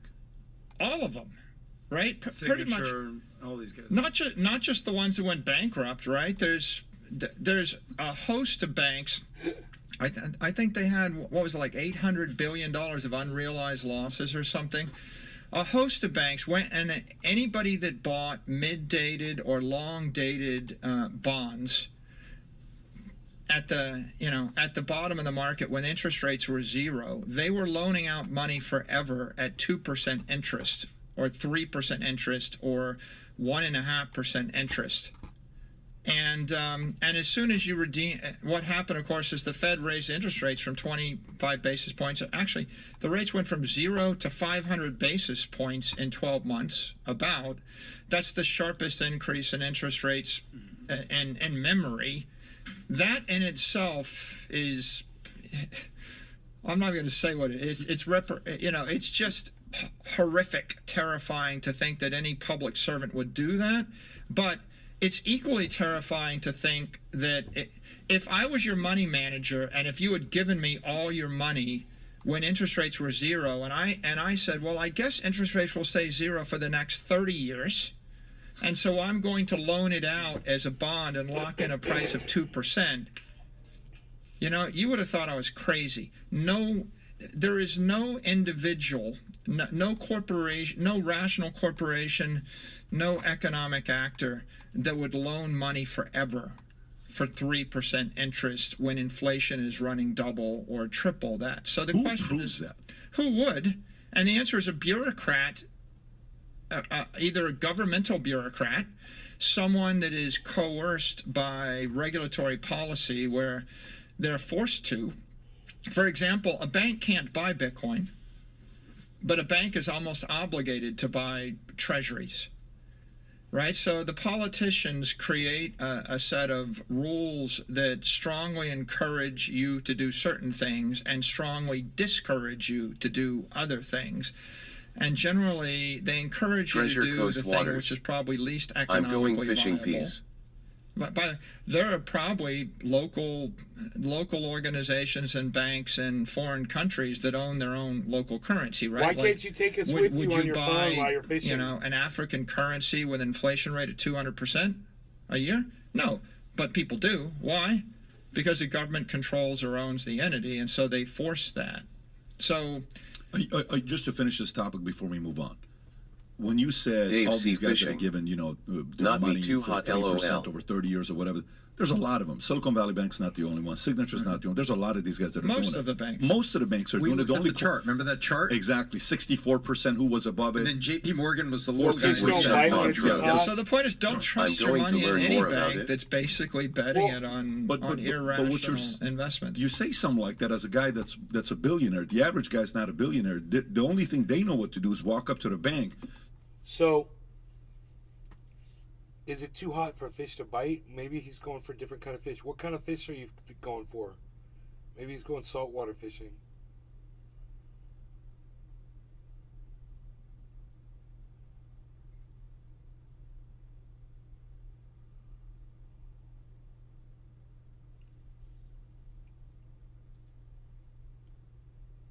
If it's hot outside, fish don't like to bite when it's hot.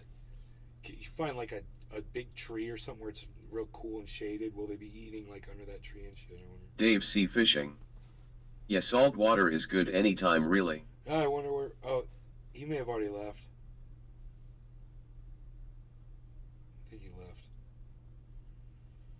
That's cool, man. This was interesting. All right, y'all. Well, Dave C. Fishing. it's live. The sun blinds them, yes, trees, lily The pads. question I want to ask you is the following. Are you saying there's going to be bigger banks that are on the line right now that we could see popping up, that they're in the same situation? Because if most of them are doing it, you know, Powell's not lowering rates, and they're saying he's not going to do it till December. So how much longer can these guys handle these types of conditions? Pepe's so at 6.5. let me just going answer up. two Let me questions. see where What do I it think is. will happen to the banking system, and what do I think a person should Price-wise. do? What I think happens to the banking system is all of the regional banks, you know, the small, mid-sized banks are at a massive disadvantage right now because the government is showing that they're not going to bail out those equity holders. So there's a migration of deposits from the small banks to the big banks. You know, I think the JP Morgans, the Bank of Americas, the mega banks will continue. They'll be just fine. They'll be supported by the government. The small banks are going to struggle, and that's what you see going on right now. If you're a depositor, I mean, you'll probably get bailed out by the government. If you're a bond holder in the bank or an equity holder at the bank, you won't get bailed out, right? And so there's a crisis for investors. Whereas everybody that's a depositor doesn't want to sit around and take the risk, right? I mean, who wants any anxiety? So I think that to the extent that you rely on banks, clearly the world is waking up, and the U.S. is waking up, and they're thinking, I want to be with big banks. I wouldn't have my money in a bank anywhere outside the U.S. in a weak country, right? You need to be in a rich, strong country with a rich, strong bank. With regard to what individuals should do, I think the logical answer is for expenses. If you have expenses in the next 3 months, you have your expenses in the local currency, which is the peso, the Naira, the whatever, because it's legally obligated for you to pay in the local currency. For the next 3 years of expenses, or 1 to 3 years of expenses, you put your wealth in the strongest world currency in the world. That's the dollar right now, but you make sure that you have that currency either self-custodied or you have it in a bank that you trust. That's hard. If you can't find a bank, if you were in Lebanon right now... Can we trust you, bank? If you were in Lebanon right now, you wouldn't put your money in any bank. You would actually put it on the Bitcoin blockchain. For any amount of money you want to keep the rest of your life, if you want to give it to your kids, if you want to actually retire on it, anything that's investable asset, you would put it in Bitcoin. You would put it in the strongest possible world currency, the global money. Hey gang. And that's Bitcoin. You're not going to get rich investing in dollars.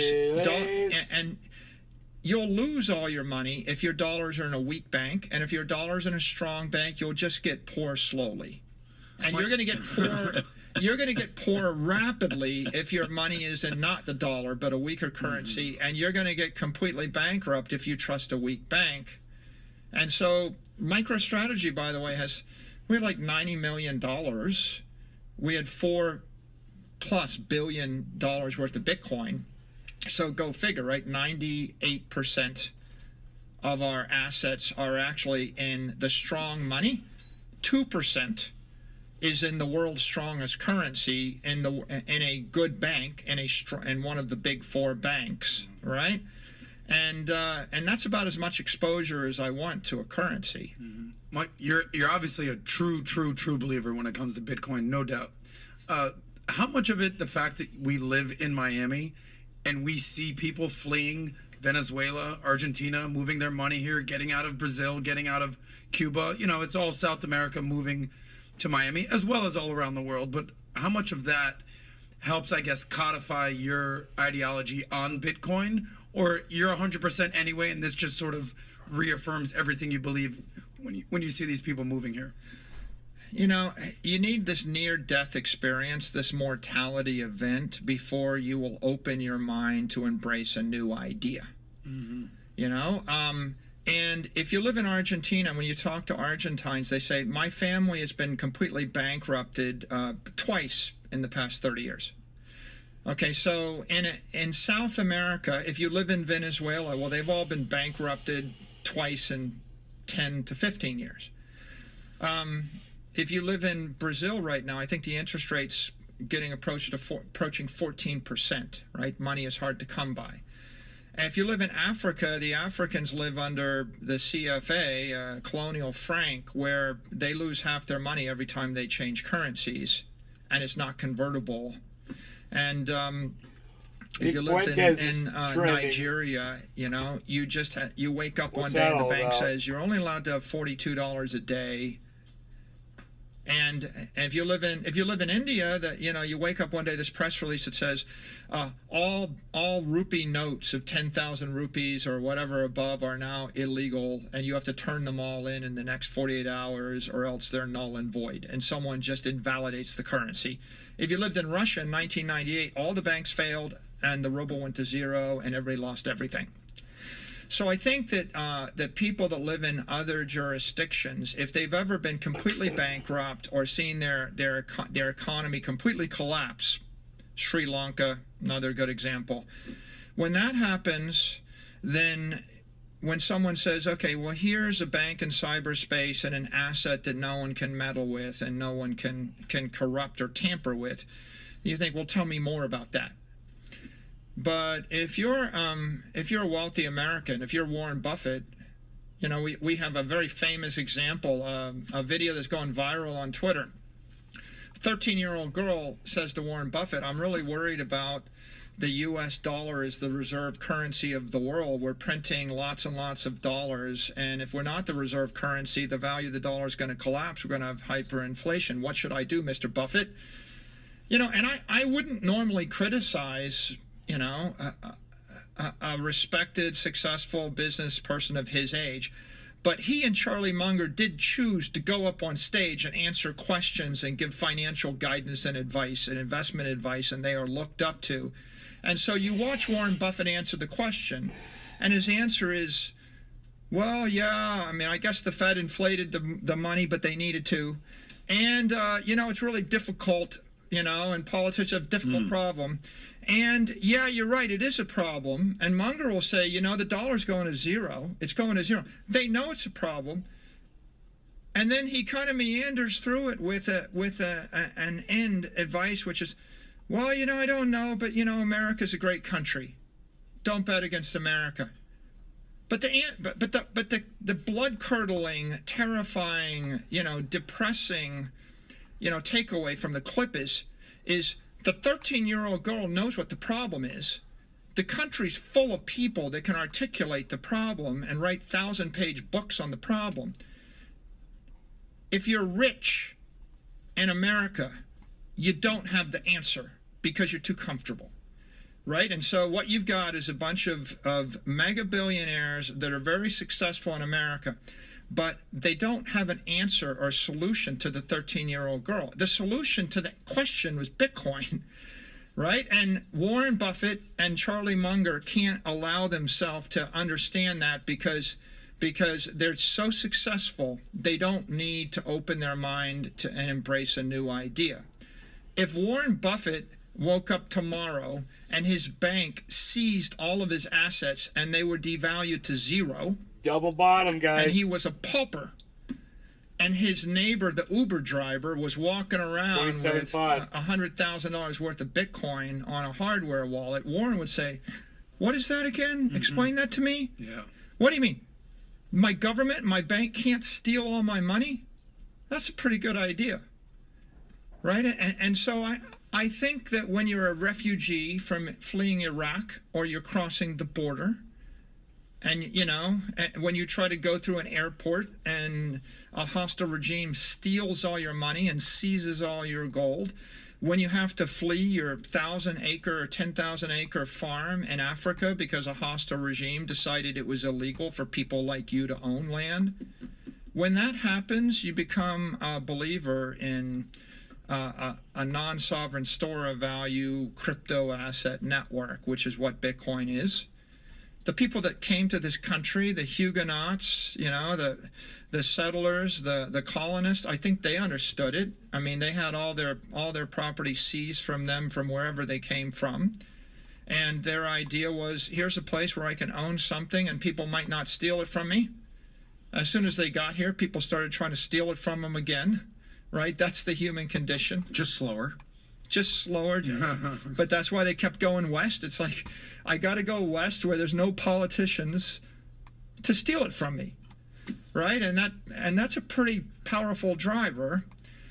So I think that the conclusion is people that are comfortable, they're fat, dumb, and happy in the United States are going to continue to reject new ideas. Johnny's military service. Crypto assets So like Buffet Bitcoin. was supposed to advise the because they don't 13-year-old have girl to buy Bitcoin? If Yes. I don't have to Yes. embrace a new idea, That was the answer to the question. when I get to a certain age, I Fair won't. question. And that is as old as the Thomas Kuhn structure of scientific revolution. He said paradigm shifts only get embraced in times of war or when the old guard dies. If you want to introduce a new idea, you need a war.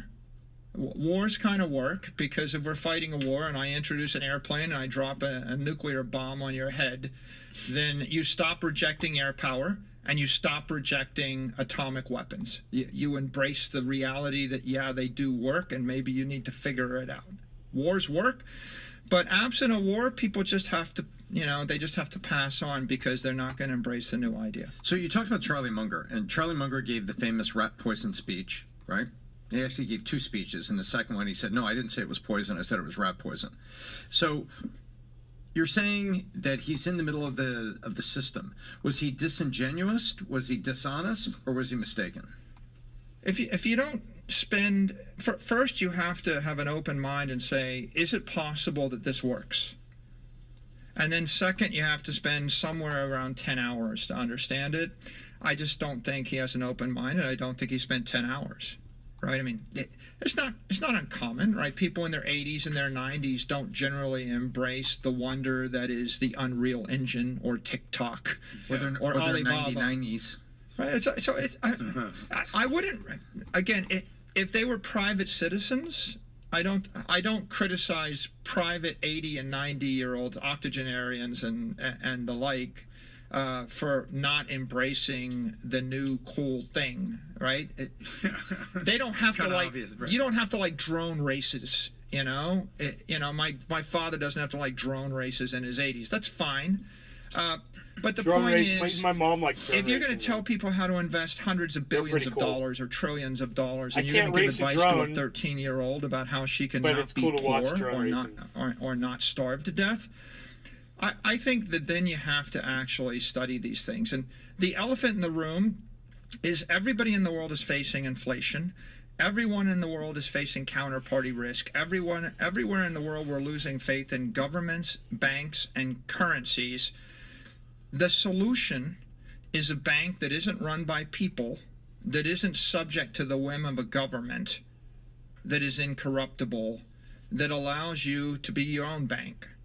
Right? And that is a message that's getting out. We just need to keep beating the drum on that.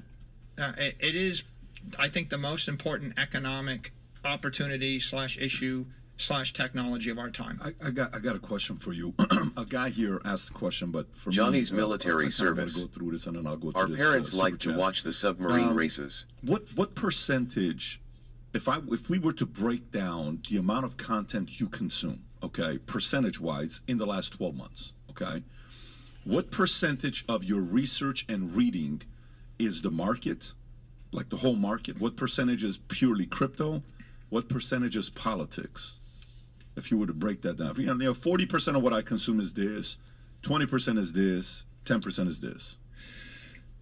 I would say something like a quarter is politics and a quarter is macroeconomics, and a quarter is the crypto economy and Bitcoin related things in the crypto economy, and the last 25% is my envelope watching paint dry. MicroStrategy, business activity, our capital operations, capital market structures, and our strategic initiatives. So there's nothing that is more than the other. You're evenly split amongst the four. Very interesting how you do that. I would say I'm evenly split amongst the four. Yeah. I'm quite aware that that my impact is at the MicroStrategy level. I get to decide, whether we're going to pay off a $205 million loan or not, right? I get to decide whether we're going to issue $1 billion of equity or not. And I get, so I have an impact over that vocal fry what shit. MicroStrategy is doing as the chairman of MicroStrategy. And I have a responsibility to my employees, my shareholders, and the like. So a lot of my work is there. And then I have the ability to have an impact and a need to be engaged in the crypto economy. So I'm spending a lot of time on Bitcoin education, Lightning, development of Bitcoin applications on the Lightning Network, those sort of things, right? That's where I can have an impact. In the macro economy, I study it because I want to know what's going on with China and Russia and interest rates and hyperinflation in Argentina.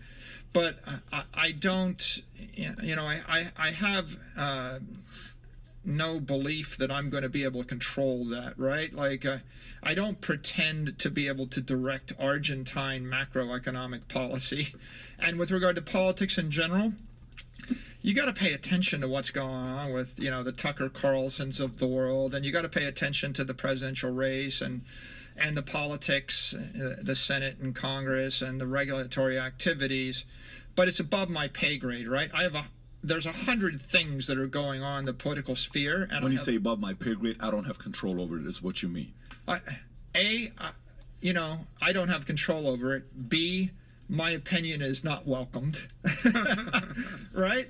C, I don't have credibility, right? I'm not going to express strongly held opinions on medical policy or interest rate policy or the like because it is distracting.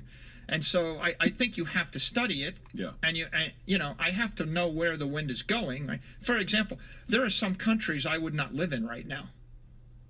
I'm not going to tell you which ones. I'm just not going. There are some places I would not go, right? So you mean countries that people you would assume are safe to live in? Why wouldn't you? Traditionally, look. There's a war going on in the Ukraine, right? Oh, okay. So Yeah, I mean, right. do you pay attention? You pay attention, right? There are places I wouldn't make an investment. Sure. There are places I would not go. There are places I would not live, right? But if you look at my Twitter profile, I have laser eyes. And the significance of laser eyes is if you want to make progress in this world, you have to focus and channel all of the energy you have behind a very, very particular objective. And I have one laser-like focus, right? Bitcoin is good money, right? Bitcoin is good for the world. Bitcoin is global freedom, global property rights. Interesting. Right? Like, I have 100 other opinions, but if I actually filled my feed with here's what I think about bicycles, and here's what I think about diets, and here's what I think about health, and here's what I think about, labor policy, and here's what I think about states' rights, and here's what I think about this country. At some point, you just dilute your focus. Let's refresh the 106,629 and see how many holders there are of Pepe now. 106,629. And you don't have that much energy in this life. Well, we really brought you today to talk about what your thoughts were on a plant-based diet. Because I know you've been researching that for Two more just holders. Obviously joking with you, but I understand my point. I could talk for an hour about it, but it's good. It's going up instead of going down. I'm not going to change anybody else's hope they deeply bought a held lot. opinion on plant-based diets. What sources do you go to when you say you're researching? What do you read? Are you a zero hedge guy? Are you a Wall Street Journal? What do you read? I'm scanning everything on Bloomberg News. I'm scanning everything on the Wall Street Journal homepage. I'm scanning the news feeds on anything related to Bitcoin. I'm scanning, the major papers, the New York Times, to see what they're thinking. I'm scanning Twitter. What they're thinking? It's useful to know what they print, right? On the New York Times thinking, like they do a lot of. So yeah, we could go there. Yeah, but you don't think you could use thinking in New York Times in the same the sentence. The point is, what's on the front page? Like, what is the narrative on the front page? Yeah. What is on the front page of the Wall Discord, Street? bro. What's a paper you read that's like not a common paper? Is there some site or a journalist you trust, somebody that writes that you follow, an expert? I don't think you could. I don't think you could, in good faith, endorse any one news outlet in the modern world. I think you have to scan everything, and you have to consider what's statistically significant. And of course, what you find in the news media is oftentimes, if 92% of the people are dying of natural causes, 95% of the bandwidth it bleeds, it leads. 95% of the bandwidth is the most colorful way to die, right? It's not the most likely way to die. It's the most colorful way to die. And so I think that all media is distorted, and they're all edited, and they're all focused to a certain agenda. The only thing you can reasonably do is you can scan a bunch of them. You can scan, your own Twitter feed will also be distorted, so you have to scan other feeds. And then you have to be continually going through this exercise in your head of saying, that happened, is it true? And then how significant is it? For example, Argentine inflation, 105%, is it true? No, because the actual inflation rate is higher. It's indicative of a truth. How significant is it? Well, how many people live in Argentina? That's one level of significance. The second is how much money's in Argentina. And the third level of significance is how symbolic or how indicative or catalytic is it to other activity that will happen in the rest of the world, right? How symbolic is it? So I think that I'm in my 50s. I'm 58. It weighs less. If February 4th, by the way. February 4th. Same birthday as me. That's why I like. If you roll the clock back and you read the same newspaper in your teens, you'll interpret something different. If you read news in your 20s, it's different. In your 30s, it's different. In your 40s, it's different. Powerful. When you get to your 50s, if you read the same history book and you're reading it in your 50s, like, wow, I totally interpreted this differently when I was a ninth grader. Right? When I was in college, I interpreted this differently.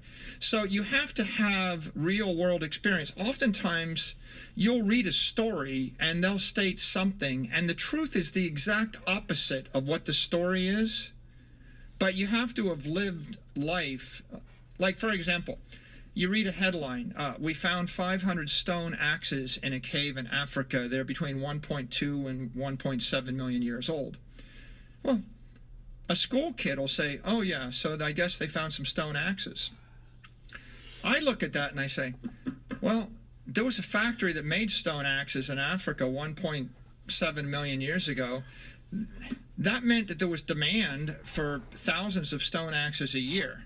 That meant that there was an entire civilization that existed, right? In fact, there was money.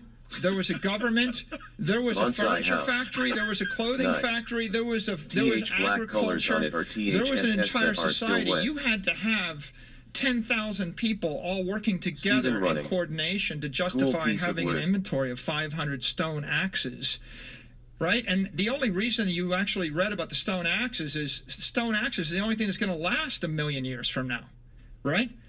And so what was there was 1,000x more interesting.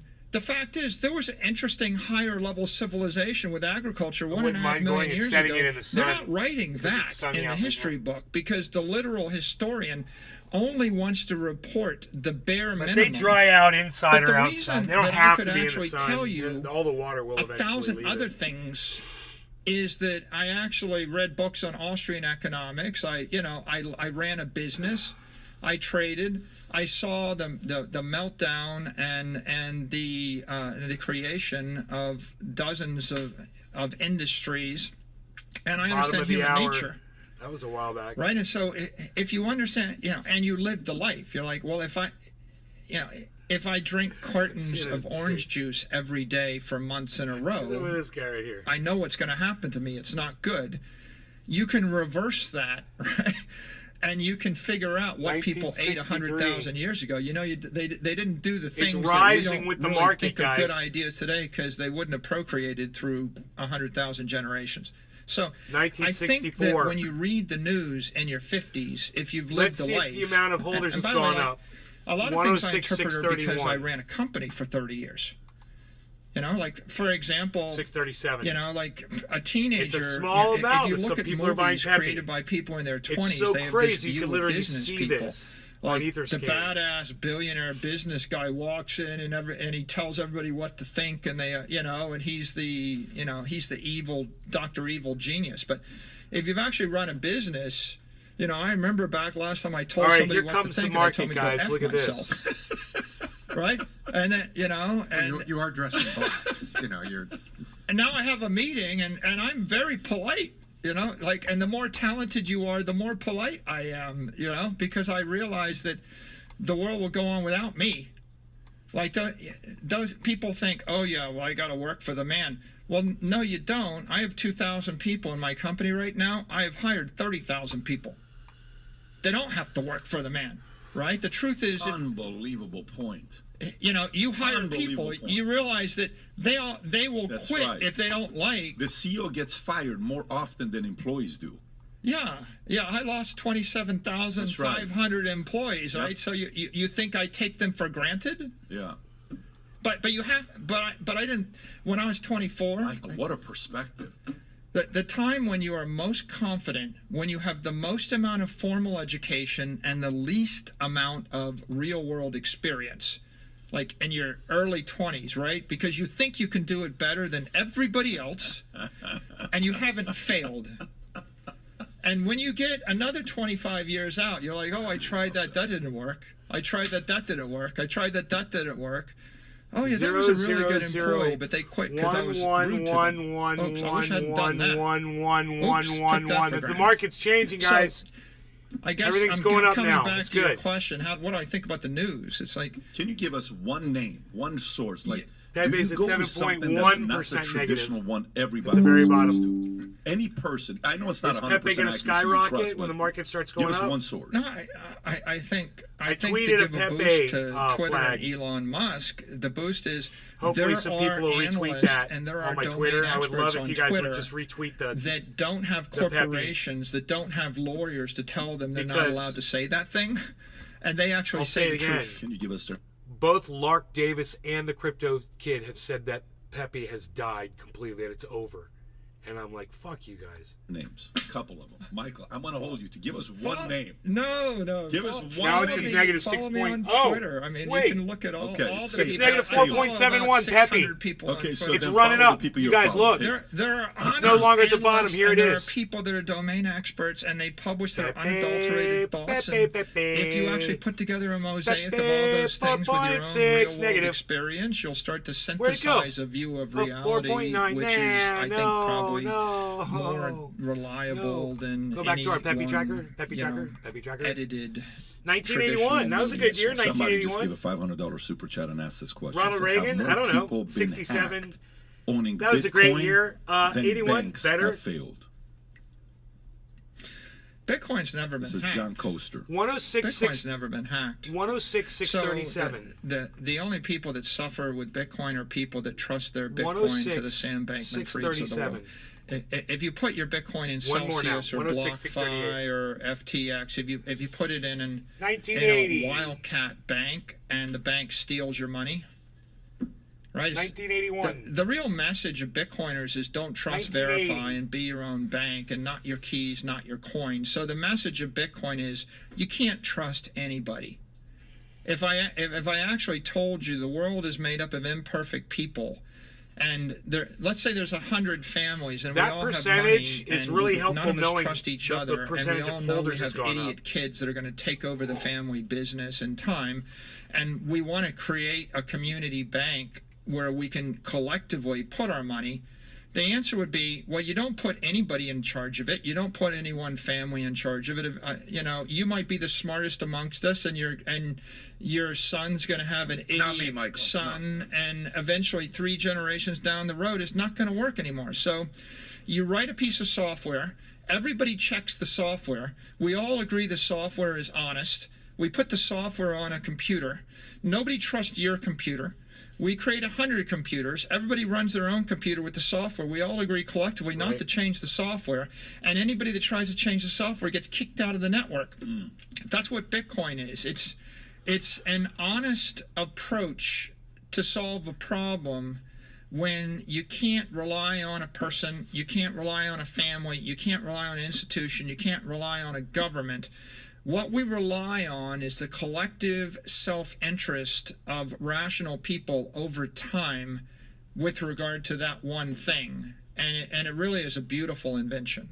How monumental will the Bitcoin halving be? I think it's expected in April of 2024, so on our list. In a little less than a year. -3. How big of a deal is that? 2.95 now on our list, to the guys. upside. Clearly, Let's watch Pepe go to the top, Bitcoin shall we? The miners receiving a reward they might sell will be cut in half. So that's a good thing. Pepe's right here. But I would say 311. that any rational person that Watch studied this. Bitcoin for 10 hours knows Watch, that it's there going will to go never all the be way more to the than top, 21 guys. million Bitcoin. 2.9. And so you know there's less than that because some millions of Bitcoin have 2.68. been lost We're going to have to and they'll scroll never up a be little spent. bit. And so you're buying Bitcoin because you know Pepe, it's capped. 2.69. And you know that gold and silver and oil and soybeans and paper currency and 2.8. land and apartments are not capped. Everything else on Earth 2.9. is going to keep increasing in supply forever. Bitcoin is 0.8. not. So once you figure that out, then the only question is there anything better? And you sift through the other 20,000 cryptos, and if they're not better 2.99. and they're not better, then this is the one. Now, every intelligent person with money has put their money on Bitcoin. So what are you going to bet on? You're going to bet on the networks that were invested in by people without money that aren't intelligent? Right? So Bitcoin is the winner because the smart 84, money has chosen 82, it. There are a lot of other catalysts, 84, right? Every time there's hyperinflation in a 97, place like Argentina, it's a catalyst. Every time a bank fails, it's a 319. catalyst. Every time someone builds an application that's cool on Bitcoin, right? Like all the ordinals and 316. inscriptions and whatever, they're driving up transaction fees. It's a catalyst. Every time a company like 291. MicroStrategy buys another $100 million worth of Bitcoin, it's a catalyst. Every time a regulator actually clarifies the fact that Bitcoin is a commodity, an asset without an issuer, and it's special, that's a 3.79. catalyst. So 3.8, lots not of good. catalysts. They're all going to continue. The result will be Bitcoin will chop its way up with volatility forever. Just going to keep grinding up. Because for you to believe Bitcoin's going to grind up, all you got to believe is that human beings have a natural tendency to want to improve their life 4.24. and protect their property and Check our holders. benefit their friends and family. Somebody gave 106, $2 billion 638. Zimbabwe super chat. It's actually 540. 2 nickels. 106, It's actually 638, right? $540. Let's see what happens. Michael, There you go. can you give us your take on ordinals, TXN fees on Bitcoin? Hey, 10 more on people are BTC holding currently Pepe. higher than Yay. any point in the last Welcome. 3 years, and we are seeing Welcome, new Pepe use friends. cases Friends like of NFTs Pepe. on BTC main chain. Will this shift 1990. developers from Ethereum to Bitcoin? Is Sailor pro or anti-ordinal?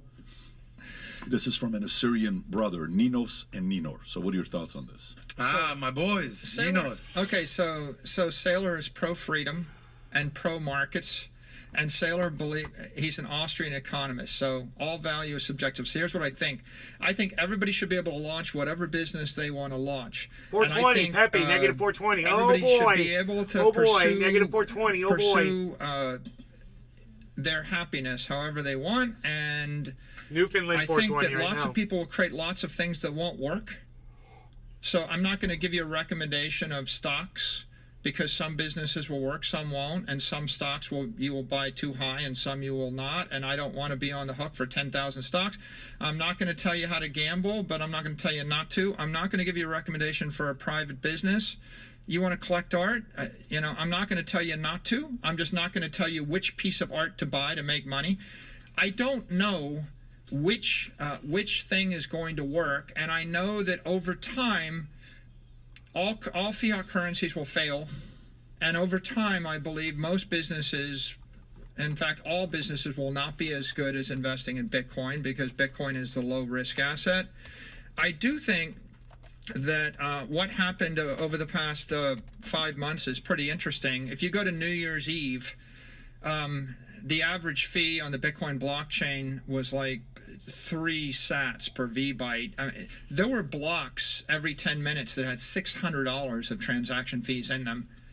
right? And so the miners were getting a reward of $100,000 with $600 or $300 of fees. So the fees were 1% of the reward. Yeah. They were nothing, de minimis. And what happened over 5 months is Bitcoin had a massive rally. All of a sudden, the miners were getting $150,000 or $200,000 reward. We got to wait for some movement here. We saw fees, transaction fees that got to more than 6 Bitcoin, which was $180,000 in fees. So we went from $1,000 in fees to $100,000 in fees, a factor of 100 increase. And the fees started to approach parity with the reward.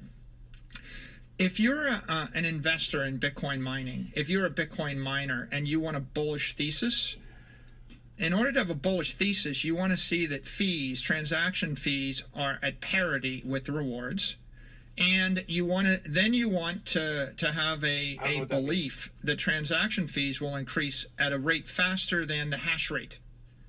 So if the hash rate's going up 20% a year and transaction fees are going up 30% a year, then that's a good business, a really good business, and so. In a world where transaction fees are 1%, they're irrelevant. You don't have parity, and then the growth rate doesn't matter. And then all you see is the rewards are decreasing 18% a year, and that's a bearish scenario. So I think that what happened with ordinals and NFTs is we crossed this chasm from what was a bearish scenario to a bullish scenario. If I was a miner, I would be ecstatic. I think that long-term, there are a lot of implications. Long-term, the implication is there's going to be a lot of applications on the Bitcoin base layer. You know, if I can inscribe a piece of art, right, an NFT is kind of an art, but I could also inscribe my last will and testament, and if my last will and testament is moving $1 billion from me to you, how much is it worth to you to have that burned onto the blockchain and cryptographically verified? Yeah, at least $1 billion for me, Michael. Would you pay $20? Yeah, 100%. Yeah. Would you pay $100? 6.15. There you go. So there are interesting applications. If I have a corporate resolution to make $1 billion investment and I DocuSign it, and I'm worried about getting sued for hundreds of millions of dollars in the future, would I pay $100 to burn that on the blockchain? Maybe, probably. If I have a message I want to send around the world and I don't want a hostile nation state to interfere with that message, is that worth $20 or $50? Sure it is.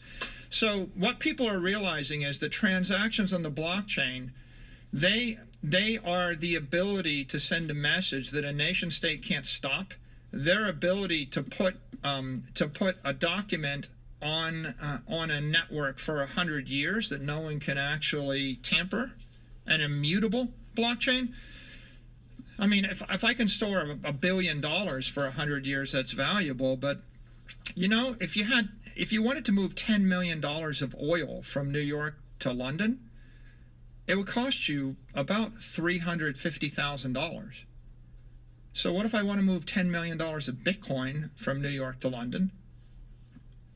What if I want to move $10 million worth of a document of something of, if you wanted to sell a $10 million work of art, that's $500,000 to $1 million or more in auction fees.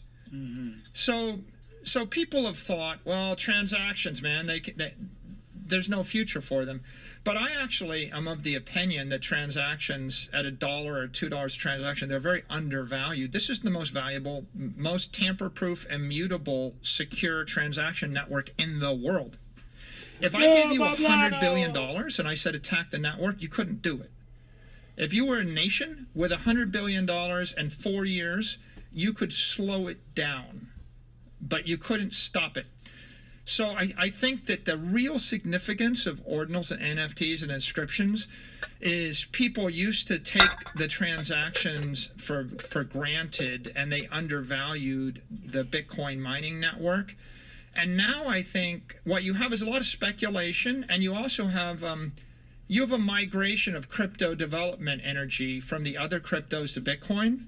That's a good thing, I think. It's inevitable because Bitcoin is the low-risk crypto network and the high-security crypto network. So you're going to see speculation move. You're going to see development move. But long term, what's really significant here is that people are going to see Bitcoin as the most secure cyber network or the most secure computer network in the world. And if I told you I'm going to burn a document and I want it to stay immutable for 100 years, and I don't want any hostile corporation or nation state or actor to be able to tamper with it or stop it, and in 100 years I want to prove that that's my document. You know, Satoshi could sign a digital document. He could sign a message today and prove that he owns $30 billion of Bitcoin, and he could do it in a split second. That's the power of the Bitcoin network, and that has been under-realized. It's underestimated. So I think that what's going to go right now is it's going to be a lot of excitement, but ultimately the ethically sound, technically sound, economically sound future is for people to realize that Bitcoin is this immutable, incorruptible, non-sovereign computer network, and it's going to protect your money, but it's also going to protect your integrity, and people are going to pay money for truth on that network, and that's what's going to finance those miners. And when you look at all those miners running in Texas, you're saying, what are they doing? They're protecting the integrity of Western civilization, they're protecting the integrity of the human race for the next 1,000 years. Michael, that's worth something. That's powerful. We got 5 minutes, and I want to go through two things with you. One, you said Satoshi. How often do you guys text each other? Are you guys in communication regularly, or is he? I think about Satoshi every day. Really? Does he think about you? Is there like a direct line of communication? Because you're becoming gradually the Billy Graham of Bitcoin. Like you went from a non-believer to a believer. It was a one-way gift. The reason that Bitcoin is ethical is Satoshi made a one-way gift to the human race, asking nothing in return, and that is an extraordinary So as a guy that you said you hired 30,000 employees, 2,000 are still with you. You've been operating for 30 years, okay? You've been a billionaire for a minute. You were a billionaire in the late 90s, and you've been in that talks. For you, it's probably not a big deal because you've been that for a while, but to the average person to see that category where there's only 700 to 900 of you in America, it's a pretty big deal to get to a place like that. There's a guy right now that could be potentially looking for another job, and he was being interviewed on MSNBC by this lady named Stephanie Rule, and he was asked the question, I'm curious to know if you would hire somebody like this. This is a phenomenal question here. There's not a Fortune 500 company in the world looking to hire a CEO in his 80s. So why would an 82-year-old Joe Biden be the right person for the most important job in the world? Because I've acquired a hell of a lot of wisdom. I know more than the vast majority of people. I'm more experienced than anybody's ever run for the office. And I think I've proven myself to be honorable as well as also effective. Would you hire somebody like that to run like a $4 or $5 trillion a year company, whatever the number is, $32 trillion company, give or take? I could be off on the GDP. Do you think that would be a good CEO for and he had a successor? Now you're asking me a question that's somewhat above my pay grade. I think that... Wait. You're a voter. Tom, let's see what he's got to say. I think that the number one criteria to run an organization, is humility combined with a bit of wisdom. He has no humility. From life Joe experience, Biden has but combined with an extraordinary amount of energy. You have to eat, sleep, and breathe the thing. And I think that organizations Bonsai House that have doesn't count if you've forgotten everything. Tend to go off the rails, and so it's good to know what you don't know. Got it. So to understand what you meant, we have to speak sign language. So he left it to you guys. You decide what our friend here meant by that. But just for your own company, if you were getting to a point where you would be replacing yourself as a CEO, would you look at somebody and value a person with, who's 82 years old wanting to be the CEO of MicroStrategy, or would you look for somebody younger? Or would it even matter to you age-wise? Well, I mean, I did have the opportunity to replace myself last year, and I'm the executive chairman, and we appointed a new CEO, and the CEO is Fong Lee, and he's in his 90s. Young, he's in his 40s. Okay, he's in his 40s. Early 40s. So you weren't going on like seniorceos.com and looking for recruiters to find like. I mean, that's not even seniors, right? Because baby boomers, what, 1946 to 64? So you weren't interested in experience? You know, I'm not going to say the perfect age to be CEO because there are a lot of examples. I mean, I myself appointed myself CEO at age 24, but then again, I was only responsible for myself. And I couldn't mess much up. That's different, though. Because I inherited, you know, and it took me many, many years to get to the point where I could break something. Well, I think that the bigger the organization, the more careful one needs to be. This is a pretty big organization we're talking about, and this guy's applying for that job. 300 million. Anyway, so Michael, every time you come, by the time you're done talking, my brain feels like has had a 4-hour workout, even though it was only 90 minutes today. Because you make me think, and I love the way you explain, and you're always gathering information from different places, and the audience loves this. So this is, I think you're one of only 3 or 4 names that we've had on 3 times. So if you've never felt like, maybe if you recently have not been getting enough love, we just want to make sure you know we love Michael Saylor, the Billy Graham of Bitcoin. That's going to be the new nickname, by the way. The evangelist. The evangelist, the Billy Graham of Bitcoin, baptizing folks in Bitcoin around the world. Okay, if you don't remember anything else I said today, just remember Bitcoin is hope. And go to hope.com. That's where all the information is. Really? Bitcoin good, laser eyes. Bitcoin good. You can boil it all down to that. Everything else is complicated. And big week next week. The Miami Bitcoin conference is going to be. Yeah, 15,000 Cyber Hornets coming to Miami. They'll all be right here. It's going to be awesome. You're going to baptize all of them in the name of Satoshi, Bitcoin, and what would be the third? You know, there's got to be the technology, right? Anyways, Michael, once again, thank you. Gang, all the stuff is below. Links, Rob, let's put it there for people to be able to find Michael. I asked him a question earlier about Michael. Who do you follow on social? What you read their articles? If you go follow his Twitter account, you'll be able to know who he follows. And that's where you'll see where he gets his intel from. Okay, maybe that's one way to find out where who those 590 people are that Mr. Saylor follows. Anyways, gang, we're about to announce the next live podcast. If you want to be one of the first to know about it, text the word podcast to 310-340-1132. Again, 310-340-1132. Text the word podcast. Take care, everybody. Bye-bye, bye-bye.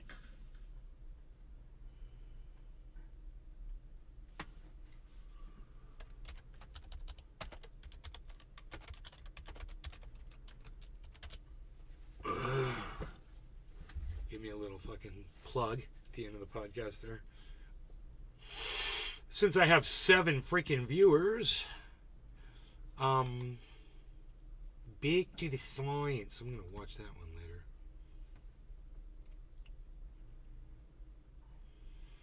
"2023 recession."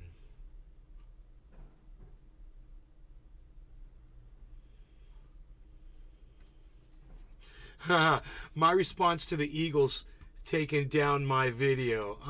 Hey everyone, I hope you're doing great. I always try to keep things very positive on this channel because I know how toxic and divisive social media can be, and I don't want to add to that. I never try to cause a drama except as a joke when I'm about to do a battle with Burns or Davey. But in this case, my channel's being threatened, and since this is a problem that's affecting a lot of other YouTubers and musicians, and a problem that's growing at an alarming rate, I think I should say something. The other day I got my first ever copyright strike for my cover of Hotel California, which I played completely solo on fretless bass with no accompaniment. This means it doesn't matter, dude. You didn't write the song, and the Eagles own the rights to it, and Don Henley wants to make money off of every single rendition of it. Since he wrote the goddamn song, he's got the right to do it, and you should learn what fucking copyright law is, bro.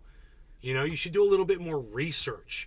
Don Henley has every right to do what he does. It's his song. He fucking wrote it. And guess what? You didn't. So go write your own fucking song and play it on your YouTube channel, pal. You know, or go learn the songs that you're not allowed to do that to. Eagles would be one of them, and we've talked about it multiple times on my little tiny channel, but you know, you got 1.5 million subscribers on your channel because YouTube is sucking your dick, and let me tell you something, they're not sucking mine. So people like you little cuck bitch, don't get to see my content that would have explained to you that YouTube doesn't allow fucking Don Henley's material on their fucking platform unless it's by Don Henley himself with his express written fucking permission. But you know, you don't watch my fucking channel, dude. Mr. 1.5 fucking million subscribers. Fuck you. Just nobody listen Dave to him C. Fishing. Cry like a little bitch. It's so funny. I want to keep listening to this guy cry like a little bitch. I really do. Means that the video's been completely taken down from YouTube and no one can watch it. It also means my channel is one step closer to being deleted because copyright strikes. Hey, dumbass, they don't delete channels, okay? They just remove your access from them. You fucking lying idiot. God, I hate these noobs, dude. You're a noob. 1.5 million subscribers and you don't even know how YouTube works. Can be filed at any time, regardless of whether you released the video today or 10 years ago. I think this was a very bad decision for everyone involved, including the Eagles, but before I get into that, I want to explain the options that a band has when their song is covered on YouTube. Option 1, which is what the vast majority of artists choose, is to collect a share of the revenue from that cover. That's fair. YouTube has a system called Content ID, which automatically detects if the copyright holder allows for that, it's their decision because it's their material. I have absolutely no problem sharing revenue with the songwriters or copyright owners, and that's the arrangement I have with every single other cover song. It feels good and all that, but you have no right to it, you fucking cunt. You should just be happy you get what you get. You didn't write the fucking song, you prick. That I have on YouTube. If you write a hit song and lots of people cover it, it makes sense that you should collect a share of the revenue. Option 2 is to completely demonetize the video but still allow people to watch it.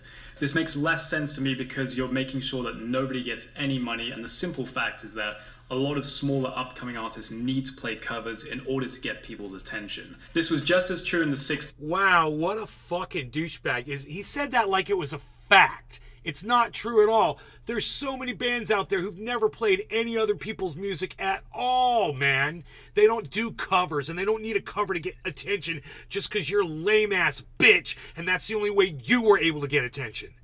Wow, let's see the way he said that like it was fact. Let's go back. That was so crazy. I hate this motherfucker. Listen to this. This makes less sense to me because you're making sure that nobody gets any money, and the simple fact is that a lot of smaller upcoming artists need to play. Oh, the simple fact is that artists need? Really? What is that? Science, douchebag? I don't know if I have anything else left to say to this guy. I have a feeling I'm going to disagree with every other piece of garbage that flies out of his mouth. But I don't know. Let's find out. Covers. Dude, I'm only a minute 36 seconds into this piece of garbage video. God, dude. Ugh. All right, let's keep going. In order to get people's attention. This was just as true in the 60s for the Beatles as it is today. Upcoming artists... Oh yeah, it was just as true for the Beatles, everybody. The Beatles needed to do covers. They needed... Well, you know, they did some covers, absolutely. But the Beatles needed covers, says this cunt. The Beatles wouldn't have ever been anybody if they hadn't done other people's music too. Wow. Wow. Already have the odds stacked against them, and demonetizing their covers only serves to... If you guys believe that, let me know in the chat. Stifle the next generation of artists. And finally, we have option 3. This is like this guy reminds me of that cuck that just got sued by Got to Give It Up, or Let's Get It On. I'm sorry, by the people who hold copyright to that. Which reminds me of the same motherfucking, like he somehow deserves it, like he has some sort of entitlement to play the music that he didn't fucking write. Completely take down the video and issue a copyright strike. Hey, take it from someone like me that plays people's music, other people's music all the time. Take it from me. You know, I understand. I've been playing cover songs my whole fucking life. I don't do it for recognition. I do it because I like the songs and I like the way they fucking sound. It makes me happy when I play the songs. Young Boy Better. which threatens the livelihood of the artist who covered the song and is what happened in this situation. It's extremely rare for this to happen because it's a lose-lose situation. What makes this especially perplexing is that my cover had already been identified by YouTube's Content ID system, which means I was sharing revenue with the Eagles. So their decision to remove my video has only resulted in the following effects. Neither of us make any more money from this video. Younger music fans who might not know the Eagles will not discover them through my cover video. Yeah, oh, no one is, because they know me, but they've never heard of the Eagles. I'm the one who's telling them about this fucking narcissistic fucking cunt.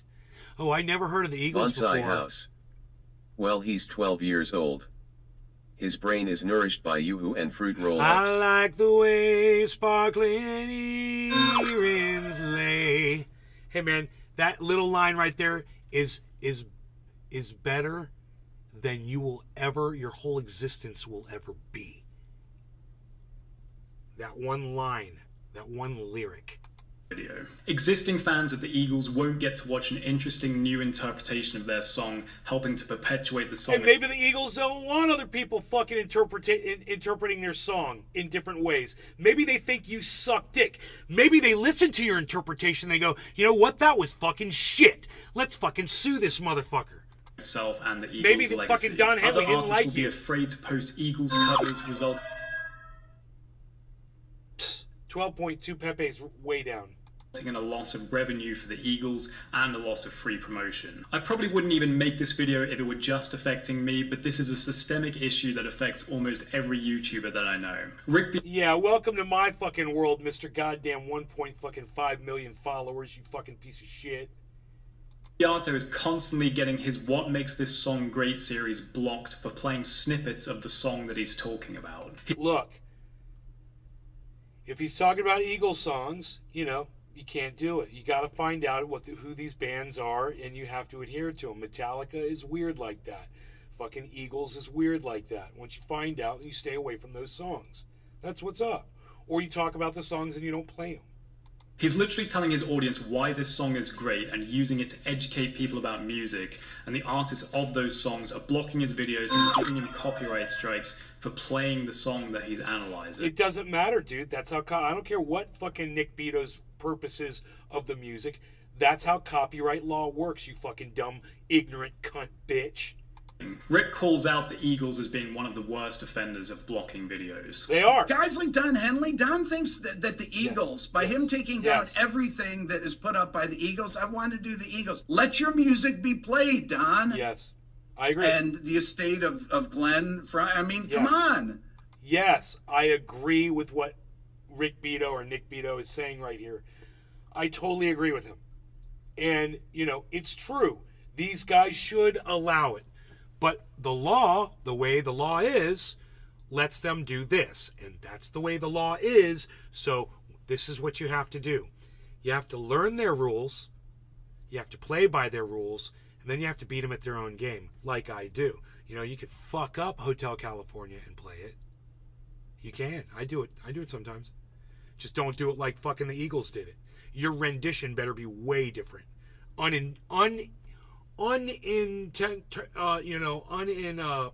Interpretable by a fucking algorithm to send that over to the fucking Eagles. You do it like that, you got nothing to worry about. I've done it plenty of times. But you're too fucking much of an idiot to watch my channel to learn that shit, Mr. 1.5 fucking million subscribers. Bitch ass. The Eagles were an amazingly great band. Why are you banning people from promoting your music, doing covers? Because Don Henley sucked. Because they suck. Metallica doesn't take stuff down. Metallica's great. The Eagles, everybody says has an Eagles story. I mean, that's just a fact. Jared Dines, Two Set Violin, Ichikanito, Bradley Hall, Rudy Ayub, Shredmaster Scott, and Finn McKenty have all been victims of ridiculous copyright takedowns that threaten their abilities to sustain themselves as artists. Again, don't get me wrong, there are legitimate cases where people's videos should be taken down, like if they just post the song's original audio with no commentary, education, or transformational value. But that criteria doesn't apply to any of those YouTubers that I just mentioned. The music world has changed very dramatically in the last 20 years, and major bands and publishers need to become more aware of how things work now, because I genuinely believe they're shooting themselves in the foot as well as making things much harder for new artists. Yeah, Don Henley's really suffering right now financially. Okay, Google. Don Henley net worth. According to Wikipedia, they have 3 children together, 2 daughters and a son. In 2012, Henley was estimated to be the 4th wealthiest drummer in the world, behind Ringo Starr, Phil Collins and Dave Grohl, with a $200 million fortune. Oh yeah, he's really suffering right now, you dumb cunt. He really fucking cares what you think about his copyright shit. Right? He's worth 200 mil. They're uploading videos constantly to social media, and one of the best ways to gain popularity. Don Henley, you're really suffering now. You have to let my little bass player to 1 million watcher channel have more visibility on using your hard-earned work, and I'm going to rob it from you because I'm a fucking song-thieving fucking cunt that doesn't understand copyright law. Is to let or even encourage people to cover your songs. This allows your music to spread to a wide audience in a very organic way that will gain you. Are you telling Don Henley from the Eagles how to spread his music out? Really? This little bitch is gonna tell Don Henley. Ha! Oh God! Don Henley, bro!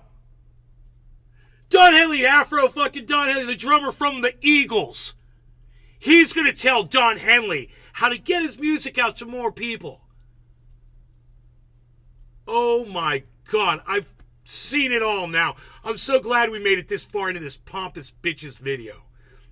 God, 1 minute left. You far more die-hard fans than any sterile corporate marketing campaign. And because of systems like YouTube's Content ID, you're gifted a completely passive source of revenue. The cover artist makes money, they learn a lot about music through covering your song and getting feedback in the comments. The original artist makes money and you both gain popularity. It's a win for everyone. I wish I knew why they decided to take down this video, but there was no reason listed and I've had no response from either of the email addresses provided. So I'm hoping that maybe this video will get their attention and that they'll retract the copyright strike and put the video back up. The sad thing is that I really like the Eagles' music and I don't want to see them going down this path. They're an oh yeah, he's really protecting the Eagles. Incredibly you just want to fucking steal their music. Successful band who have had an amazing career. But you have to ask yourself, what kind of legacy do you want to leave behind? Do you want to allow and encourage independent art? I don't think they care while they're fucking sitting on their private islands drinking their fucking sipping their whatever the fucks.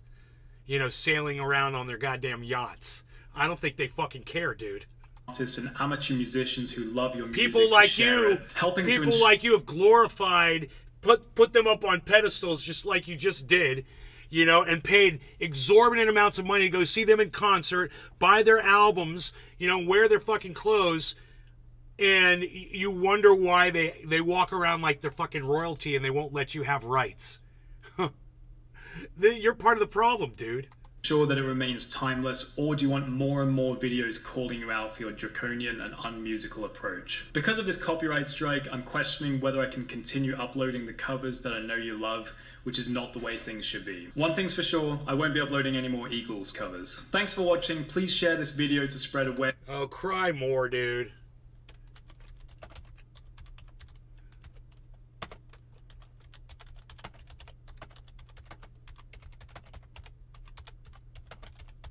I said, write your own damn music, thief. You guys like that? Boom. Oh, and YouTube didn't ask me and say, hey, are you sure you want to send that? Because sometimes they do that.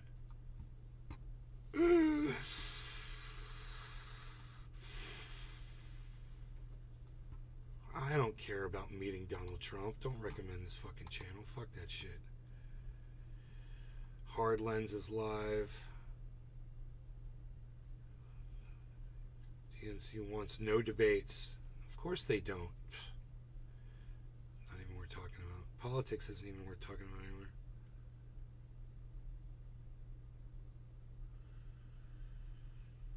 Amazon has gone too far. You'll own nothing.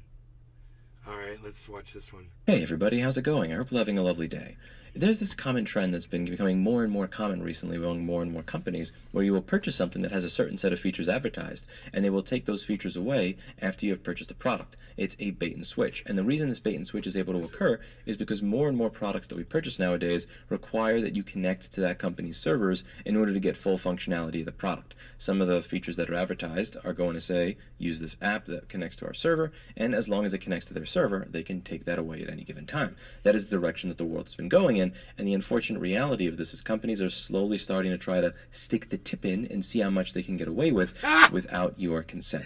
I discussed this in this video, Arlo cameras take the L with disposable junk, where I was going over the fact that this camera was advertising that you would get cloud storage that you could use to view certain events that would occur. So if some sort of event would occur on the camera, you could log in and check the cloud storage to see what was going on, and they no longer allowed you to do that unless you paid them a subscription, in spite of what it said on the marketing, on the box of the effing product. What made it particularly disgusting here is that you could not change it over to use your own server. So if they didn't want to pay hosting for this anymore, for this expensive product, fine, you can't use the server that's in your closet because you're not allowed to adjust it.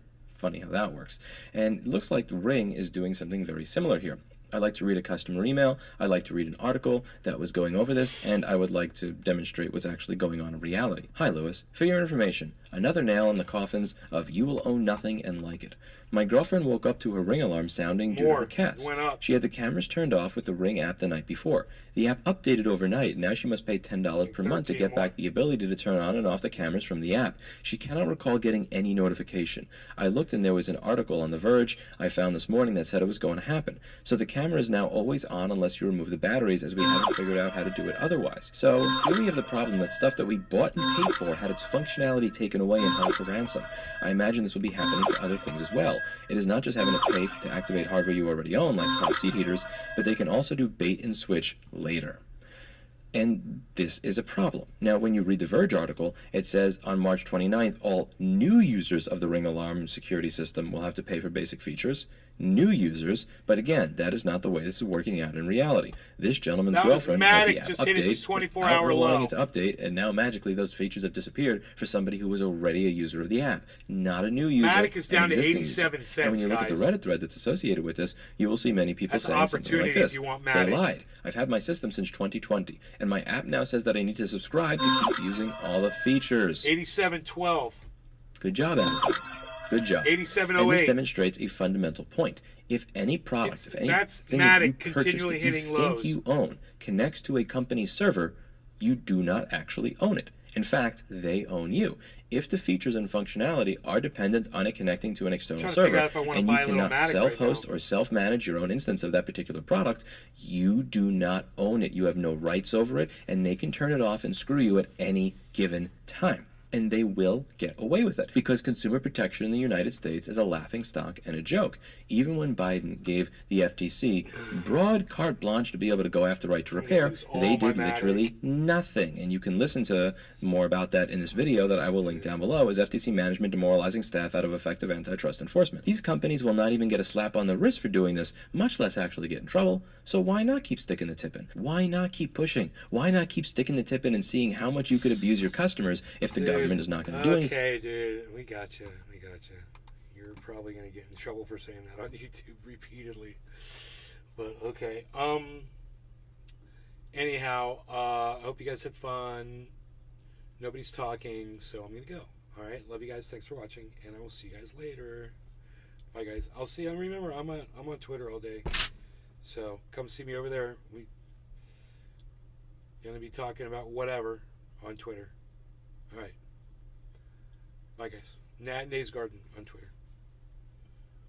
Market's down. You should be looking at Matic right now. If you want to buy something, I would buy Matic at 87 cents. Dave C. Fishing. Definitely go up to $1. Peace, bro. Matic's definitely going to go up, but it's at 87 cents now. So there you go. There's your tip for the day. You're welcome.